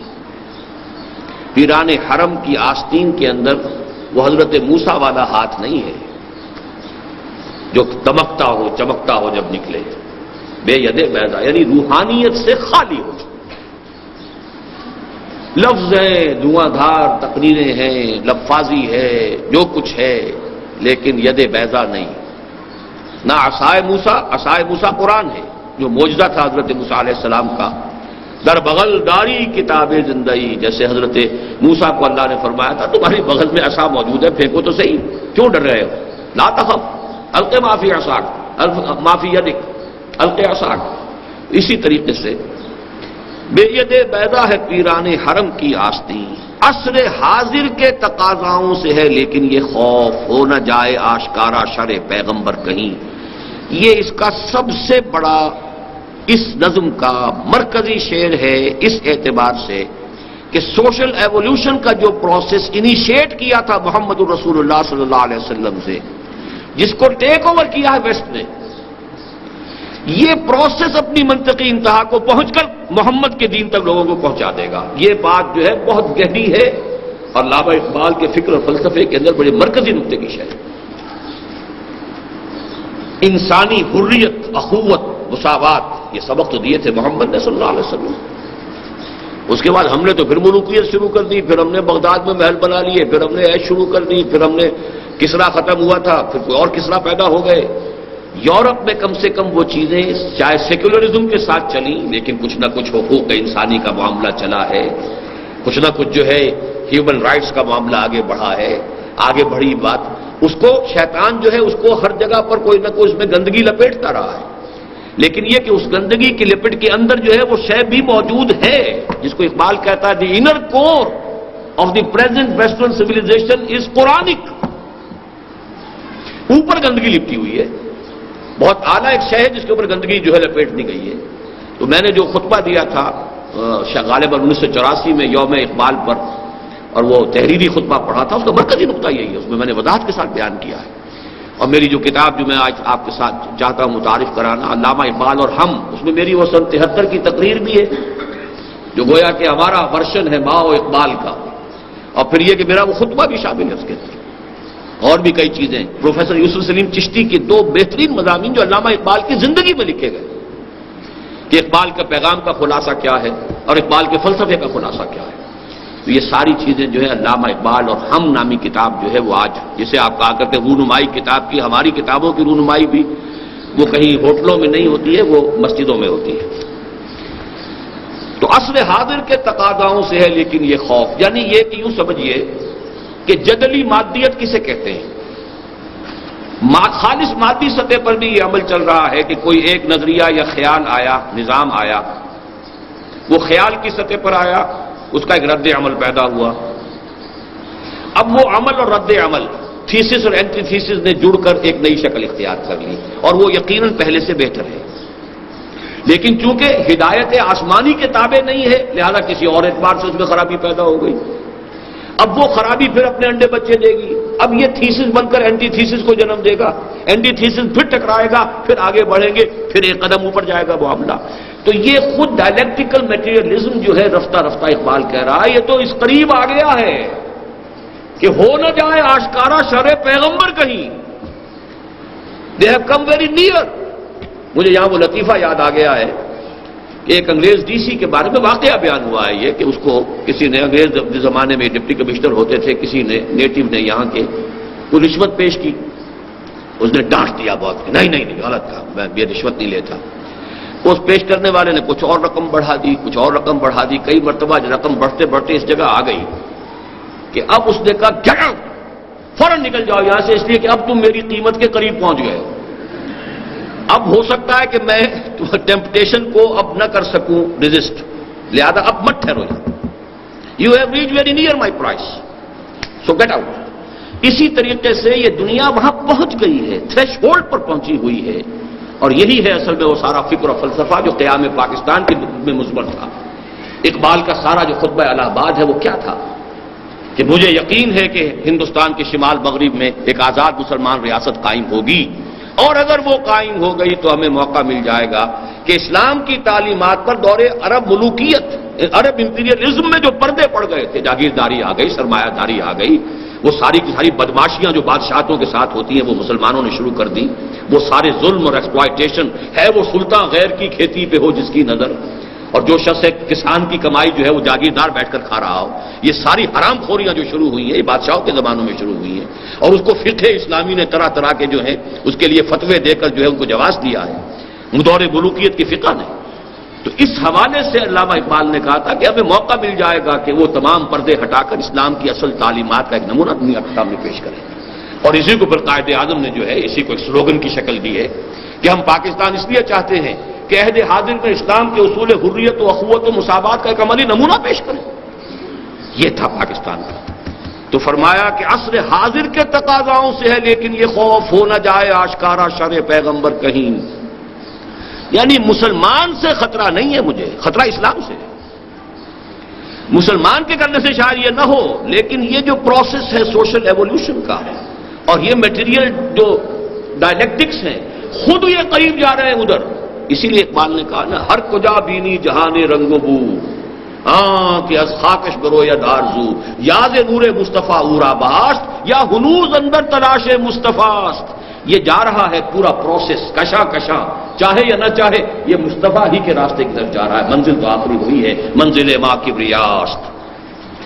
اب وہ چھڑے پیغمبر جو ہے، اس پر چونکہ کئی مرتبہ گفتگو ہو چکی ہے اور میری کتاب میں بڑی وضاحت سے ہے، 20ویں صدی عیسوی میں بر عظیم پاک و ہند میں اسلام کے انقلابی فکر کی تجدید و تعبیر، یہ 3 شعروں میں علامہ اقبال نے اسلام کے سسٹم آف سوشل جسٹس کو اس قدر کھول کر بیان کر دیا ہے، اس کو کہنا چاہیے کہ یہ جوامع الکلم میں سے ہے۔ الحذر آئین پیغمبر سے 100 بار الحذر، حافظ ناموس زن مرد آزما مرد آفری۔ پورا سماجی نظام اسلام کا اس ایک مصرے میں ہے۔ عورت کے ناموس، اس کی عصمت، اس کی عزت کی حفاظت، اس کو ماں اور بیوی اور بیٹی کی حیثیت سے چراغ خانہ بنا کر رکھنا تاکہ اس کی حفاظت ہو، اس کے ناموس کی، اس کی عزت کی، اس کی عصمت کی۔ یہ سارا نظام پردے کا، یہ سارا نظام سیگریگیشن کا، یہ سارا نظام ستر کا، حجاب کا، عورت کی عزت اور آبرو کی حفاظت۔ حافظ ناموس زن مرد آزما مرد آفری، مرد کے اوپر، مرد کے لیے چیلنج ہے کہ زندگی کے کٹھن کام تمہارے کرنے کے ہیں، عورت کے کرنے کے نہیں۔ معاش کمانا تمہارا کام ہے، اس کا کام نہیں۔ بچے وہ پیدا کر دیے، تم نہیں کر سکتے، لیکن یہ کہ اس کی خدمت، اس کی دیکھ بھال، اس کی ذمہ داریاں ادا کرنا تمہارا کام ہے۔ اسے بھی تم لا کر کھڑا کرنا چاہتے ہو فیکٹری کے اندر، اور اس کے اوپر وہ مشقت بھی ڈالنا چاہتے ہو۔ بہرحال اگر اس کی کوئی بہت ایمرجنسی ہو تو بات دوسری ہے۔ مرد آزما مرد آفری، جو بھی مردانگی کے اوصاف ہیں وہ پیدا ہونے چاہیے۔ مرد کو اپنے حصے کا کام کرنا چاہیے، عورت کو اپنے حصے کا کام کرنا چاہیے۔ موت کا پیغام ہر نوع غلامی کے لیے۔ نوٹ کر لیجئے کہ سب سے پہلی جو خرابی بیان کی گئی تھی غلامی، اور پہلے مشیر نے بھی یہ کہا تھا، خوئے غلامی میں پختتر اس سے ہوئے خوئے غلامی میں عوام۔ اور میں وہ نظم بھی آپ کو بتا چکا ہوں، آہ ظالم تو جہاں میں بندہ محکوم تھا، میں نے سمجھی تھی کہ ہے کیوں خاک میری سوزناک۔ الحذر محکوم کی میت سے 100 بار الحذر، یہ الفاظ وہاں بھی الحذر کے ساتھ اسی اس نظم کے اندر بھی، محکوم کی میت سے 100 بار الحذر۔ کوئی کسی غلام کی میت جو ہے میری گود میں نہیں آنی چاہیے، نہ کوئی فخور و خاکہ نہ گدائے رہنشین۔ موت کا پیغام ہر نوع غلامی کے لیے۔ کونو عباد اللہ اخوانا، حاکمیت اللہ کے لیے ہے، تم تو سب کے سب بندے ہو، غلام ہو، اللہ کے بندے بن جاؤ، غلام بن جاؤ۔ تیسری بات کرتا ہے دولت کو ہر آلودگی سے پاک و صاف۔ آلودگی سے پاک و صاف کیسے ہوگا؟ حرام سے نہ کمائی گئی، سود سے نہ کمائی گئی، زمینداری سے اور جاگیرداری سے نہ کمائی گئی، جوئے اور سٹے سے نہ کمائی گئی دولت جو ہے یہ تو پھر آلودگی ہے، یہ تو ناپاک دولت ہے۔ پہلی بات تو یہ کہ جو آ رہا ہے وہ پاک ہو، کرتا ہے دولت کو ہر آلودگی سے پاک و صاف، اور منعموں کو مال و دولت کا بناتا ہے امین، کہ تمہارے پاس اس آلودگی سے پاک و صاف دولت بھی جو آئی ہے اسے اپنی ملکیت نہ سمجھو، امانت سمجھو کہ یہ اللہ کی امانت ہے تمہارے پاس، اس میں سے جو تمہاری ضروریات ہیں وہ تمہارا حق ہے، اور جو زیادہ زائد ہے وہ دوسروں کا حق ہے۔ فی اموالہم حق للسائل والمحروم، اسی لیے یسألونک ماذا ينفقون قل العفو۔ اس سے بڑھ کر اور کیا فکر و عمل کا انقلاب؟ بادشاہوں کی نہیں، اللہ کی ہے یہ زمین۔ سارا امپیریلزم اور ملوکیت اور جاگیرداری، اور در حقیقت جاگیرداری ملوکیت کے پاؤں ہوتے ہیں۔ جیسے کنسلا ہوتا ہے، اس کے سینکڑوں پاؤں ہوتے ہیں، تو ایک بادشاہ کے سینکڑوں پاؤں ہوتے ہیں جاگیردار جو۔ چشم عالم سے رہے پوشیدہ یہ آئیں تو خوب، یہ غنیمت ہے کہ خود مومن ہے محروم یقین، غنیمت ہے ابھی یہ۔ مومن کو اپنی دولت کا پتہ ہی نہیں ہے، اسے یقین ہی نہیں ہے، وہ دوسروں کے پیچھے مارا مارا پھر رہا ہے۔ وہ ثقافت مانگتا ہے کہیں ہندوستان سے اور کہیں انگلستان سے، وہ کوئی نظام مانگتا ہے تو کبھی مانگتا ہے روس سے اور کبھی مانگتا ہے امریکہ سے، اس کے پاس اسے معلوم ہی نہیں، محروم یقین ہے، اس کے پاس جو کچھ ہے اسے اس کا شعور نہیں، اسے اس کی حیثیت نہیں معلوم ہے۔ یہی بہتر الہیات میں الجھا رہے، یہ کتاب اللہ کی تعویلات میں الجھا رہے، یہ لگا رہے الہیات کے جو مسئلے ہیں، فلسفیانہ مسئلے ہیں، اور کتاب اللہ کی تعویلات آگے پیچھے۔ اب اس ایک شعر کی جو ہے یہ گویا کہ اگلی بند میں، آخری بند میں شرح ہے۔ توڑ ڈالیں جس کی تکبیریں طلسم شش جہات، ہو نہ روشن اس خدا اندیش کی تاریک رات۔ یہ آخری اب اس کی ہدایات ہیں اپنے ان تمام جو بھی اس کے مرید ہیں اور جو مشیر ہیں۔ پہلا کام تو یہ ہے اس مسلمان اللہ سے ڈرنے والے مسلمان کی رات تاریک ہی رہنی چاہیے. ہو نہ روشن اس خدا اندیش کی تاریک رات. اور وہ کس طرح تاریک ہوگی؟ ان مسائل میں الجھاؤ. یہ مسائل وہ ہیں جو غلام احمد قادیانی نے اٹھائے تھے اور جس کے اندر ایک بڑا طوفان اس ملک کے اندر جو ہے برپا ہو گیا تھا. ابن مریم مر گیا یا زندہ جاوید ہے؟ حضرت مسیح علیہ السلام کا انتقال ہو گیا یا یہ کہ وہ زندہ آسمان پر اٹھا لیے گئے؟ اس پہ طوفان بحثیں شروع ہو گئی. ظاہر بات ہے جو ریشنلسٹ تھے، جو سائنٹیفک اور سائنٹیفک ریشنلزم بھی نیوٹن کے دور کا، نیوٹونین فزکس کا، وہ سب بہ گئے اس کے اندر. ابن مریم مر گیا یا زندہ جاوید ہے؟ یہ تو اور ایک قدیم مسئلہ ہے. صفات ذات حق حق سے جدا یا عین ذات، یہ پرانا علم کلام کا مسئلہ لا ینحل، لیکن اس کی شرح کا اس وقت موقع نہیں ہے. آنے والے سے مسیح ناصری مقصود ہے یا مجدد جس میں ہو فرزند مریم کے صفات؟ یہ پھر خالص قادیانی مسئلہ ہے کہ جس کی پیشن گوئیاں احادیث میں ہے وہ وہی حضرت مسیح نہیں ہوں گے. عیسیٰ ابن مریم جو ناصرہ میں جن کی پیدائش ہوئی تھی، ناظرت، بلکہ یہ تو کوئی ایسے مجدد ہوں گے جس میں ابن مریم کی سی صفات ہوں گی. ہے کلام اللہ کے الفاظ حادث یا قدیم، امت مرحوم کی ہے کس عقیدے میں نجات؟ یہ قدیم مسئلہ اسی طریقے سے تھا کہ جو عباسی دور میں پیدا ہوا تھا. قرآن مخلوق ہے یا غیر مخلوق ہے، اور الفاظ جو ہیں اس کے حادث ہیں یا قدیم ہیں. کیا مسلمان کے لیے کافی نہیں اس دور میں یہ الہیات کے ترشے ہوئے لات و منات؟ لات و منات دیکھیے اب یہاں پر وہی یہی سارے مسائل اور وہی جو کچھ ہم نے کہ بنا لیا ہے اصل جن کو توجہات کا مرکز، یا ریچولز اور یا یہ الہیات کے یہ مسائل. لات و منات کیا نہیں کوئی غزنوی کارگاہ حیات میں، بیٹھے ہیں کب سے منتظر اہل حرم کے سومنات. تم اسے بیگانہ رکھو عالم کردار سے، خیر اسی میں ہے قیامت تک رہے مومن غلام. غلامی کی جو بدترین شکل اس ملک پہ اس وقت آ رہی ہے، نوٹ کر لیجئے، وہ اقتصادی غلامی، مالیاتی غلامی. خوشحالی آئے گی، billions and billions of dollars آئیں گے، خوشحالی ظاہری. ہر شخص سود کے اندر جکڑا ہوا ہوگا، ہر شخص کولو کے بیل کے طریقے سے کام کرے گا. کولو کے بیل کو بھی کچھ نہ کچھ تو کھانے کو دینا ہی پڑتا ہے، وہ دیا جائے گا، لیکن سارا خون نچوڑ کر جو ہے وہ ورلڈ بینک اور IMF اور ان کے ذریعے سے یہودی لے جائے گا، چوز کر لے جائے گا. یہ نظام ہے کہ جس کے ہم گرفت میں پورے طور پر آ چکے ہیں، اور وہی ورلڈ بینک اور IMF کے گماشتے ہیں جو اصل میں اس وقت حکومت کر رہے ہیں. ہماری ساری ڈیٹیلڈ اب پالیسیز ان کی بن رہی ہیں.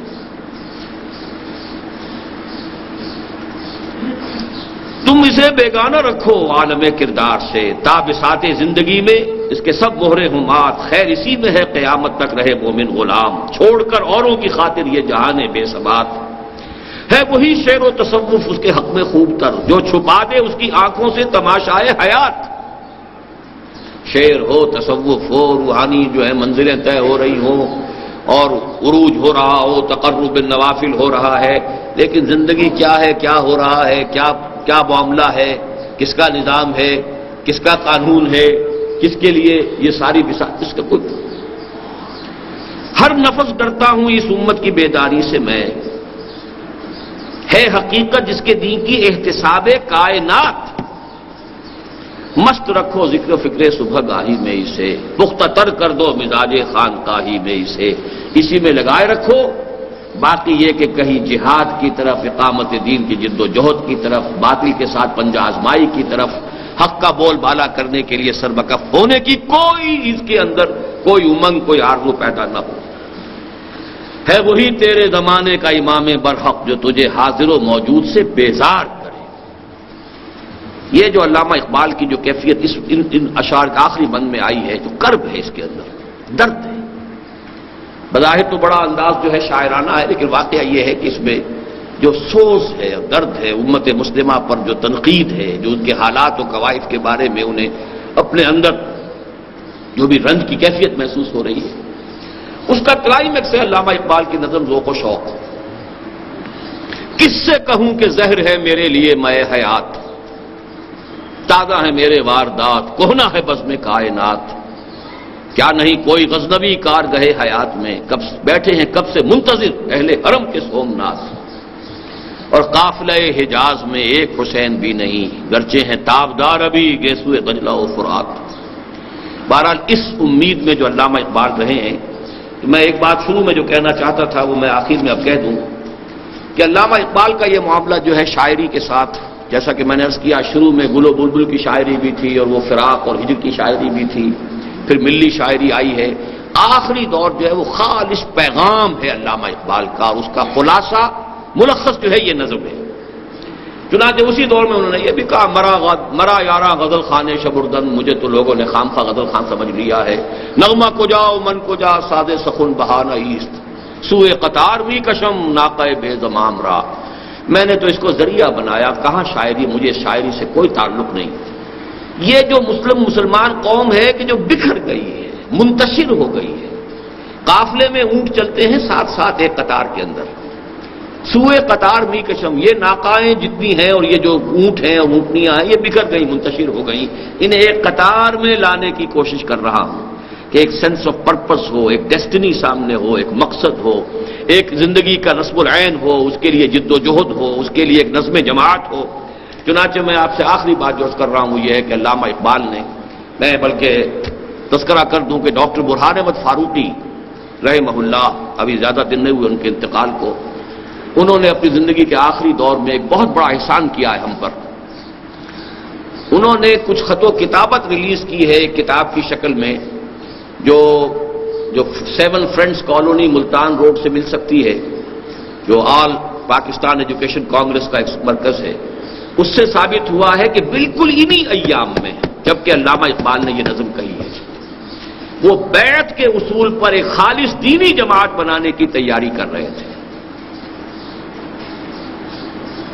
یعنی مسلم لیگ کے لیے جو کام کیا انہوں نے، جس نہج پر کیا، وہ سب کو معلوم ہے، لیکن وہ خط و کتابت جو ہوئی ہے اس کے لیے باقاعدہ بیعت نامہ تیار ہو گیا ہے اور اس کے لیے سارے میدان ہموار ہو چکا تھا، لیکن بعد میں کچھ اپنے ساتھیوں کی طرف سے ان کی کم ہمتی سے بددل ہو کر وہ بات رہ گئی، لیکن وہ پوری تفصیل کہ سوئے قطار بھی کشم ناقہ بے زمام را، کہ بیعت کی بنیاد پر، اور خاص طور پر نفی کی ہے یہ جمہوری ادارے اور اس طرح کی جماعتیں بنانا، یہ بالکل غلط کام ہے۔ اصل طریقہ ہے بیعت کی بنیاد پر، عمارت کے اصول پر جماعت بنانا، تاکہ وہ دین کی اقامت کے لیے اس ابلیس کے ساتھ پنجہ آزمائی اس کے بغیر نہیں ہو سکتی۔ ایک ایسی جماعت کہ جو ایک شخص سے بیعت کر کے سم و طاعت فی المعروف کے رشتے کے اندر منسلک ہو چکی ہے، اس کے بغیر ابلیسی قوتوں کا مقابلہ ناممکن ہے۔ وقت اگرچہ زیادہ ہو گیا ہے، میں 15 منٹ آپ کے اور لوں گا آج، پھر دو جمعوں کی چھٹی آپ کو دے رہا ہوں اس کے بعد۔ میں نے عرض کیا تھا 15 دن پہلے یہاں کہ پاکستان میں حکومت کی تبدیلی کا موسم شروع ہو چکا ہے، اور سن 77 کی سی صورتحال شاید جلدی پیدا ہو جائے۔ اب آپ نے دیکھ لیا اس کے شواہد جو آئے ہیں، آج ایک تعلیم یافتہ نوجوان اور ایک باقاعدہ سیاسی عہدیدار، عام کارکن نہیں، اس کی ہلاکت کا معاملہ ہو گیا ہے، اور یہ گویا کہ جلتی پر تیل ڈالنے والی بات ہو جائے گی، اور اس میں وہ سارے اب موجود ہیں امکانات جو ہیں، پوٹینشیلٹیز کے کوئی بڑی تحریک جو ہے اٹھ کھڑی ہو۔ لیکن یہ کہ میں نے پچھلی مرتبہ بھی کہا تھا، اب پھر کہہ رہا ہوں، اب جب یہ ہنگامہ ہوگا، جب شور ہوگا، جب سب کچھ ہوگا، تو اسلام کا نام بھی آئے گا، دین کا نام بھی اچھلے گا، کچھ مولوی حضرات بھی نمایاں ہوں گے، کچھ ان کے جو بیانات بھی ہیں وہ شہ سرخیوں سے آئیں گے، لیکن اچھی طرح سمجھ لیجئے کہ نظام کا بدلنا اور شے ہے، چہروں اور ہاتھوں کا بدلنا اور شے ہے۔ اگر اس فرق کو ملحوظ نہیں رکھیں گے تو بہت سے ساتھی ہوتے ہیں اپنی سادہ دلی میں، اہل الجنت بلغن، وہ سادہ دلی جو ہے ان کی سادہ دلی میں وہ پھر بہہ جاتے ہیں ان چیزوں کے اندر۔ ہمارا معاملہ یہ ہے کہ ہمیں اپنی پوری توجہ مرکوز کرنی ہے اس ابلیسیت کے مقابلے کے لیے ایک منظم قوت فراہم کرنے کے لیے۔ باقی تو سب اس کے مرید ہیں، وہ کوئی بھی ہو، اس وقت جو بھی سیاسی عنصر اس ملک میں ہے وہ امریکہ کی گرفت سے باہر جا سکتا ہی نہیں۔ کوئی انقلابی قیادت کے جو لوگوں میں مرنے کا مادہ پیدا کر دے، اور بہت بڑی تعداد میں مرنے والے لوگ، اس کے بغیر نہیں ہوگا۔ تو اس کو اپنے ذہن میں رکھیے، اپنی توجہات کو ادھر ادھر بھٹکنے نہ دیجیے۔ ایک میں نے پیشن گوئی اور بھی کی تھی، اس وقت بھی کچھ ہلکی سی خبر بھی تھی ملاقات کی، لیکن آج وہ بیان بھی باقاعدہ مولانا نورانی میاں کا آ گیا ہے کہ نواز شریف صاحب کے ساتھ اتحاد ممکن ہے۔ میں نے کہا بھی تھا کہ یہ نیچرل الائنس ہوگا، اور میں ویلکم کرتا ہوں، اب بھی ویلکم کرتا ہوں۔ نے بارہا کہا ہے کہ اصل میں جو ماضی کے جو بھی ایک تقسیمیں ہمارے ہاں تھیں اس کے اعتبار سے جو بریلوی مکتب فکر کے علماء ہیں یا ان کے جو سیاسی حضرات ہیں ان کو مسلم لیگ کے ساتھ ہی رشتہ جوڑنا چاہیے، اسی کے ساتھ تعلق اختیار کرنا چاہیے، تاکہ جو بھی ہمارے ہاں سیاست ہے اس میں جو بھی ایک استحکام پیدا ہوا ہے اس حوالے سے کہ اب ایک مضبوط جماعت مقابلے میں ہے۔ جو غلط نظام ہے جو چل رہا ہے اس نظام کو تو کم سے کم جو اس کے اصول ہیں اس کے مطابق چلایا جائے، تو اس حوالے سے ٹو پارٹی جو ایک صورت بن چکی ہے ہمارے ہاں اسی کو رکھنا چاہیے۔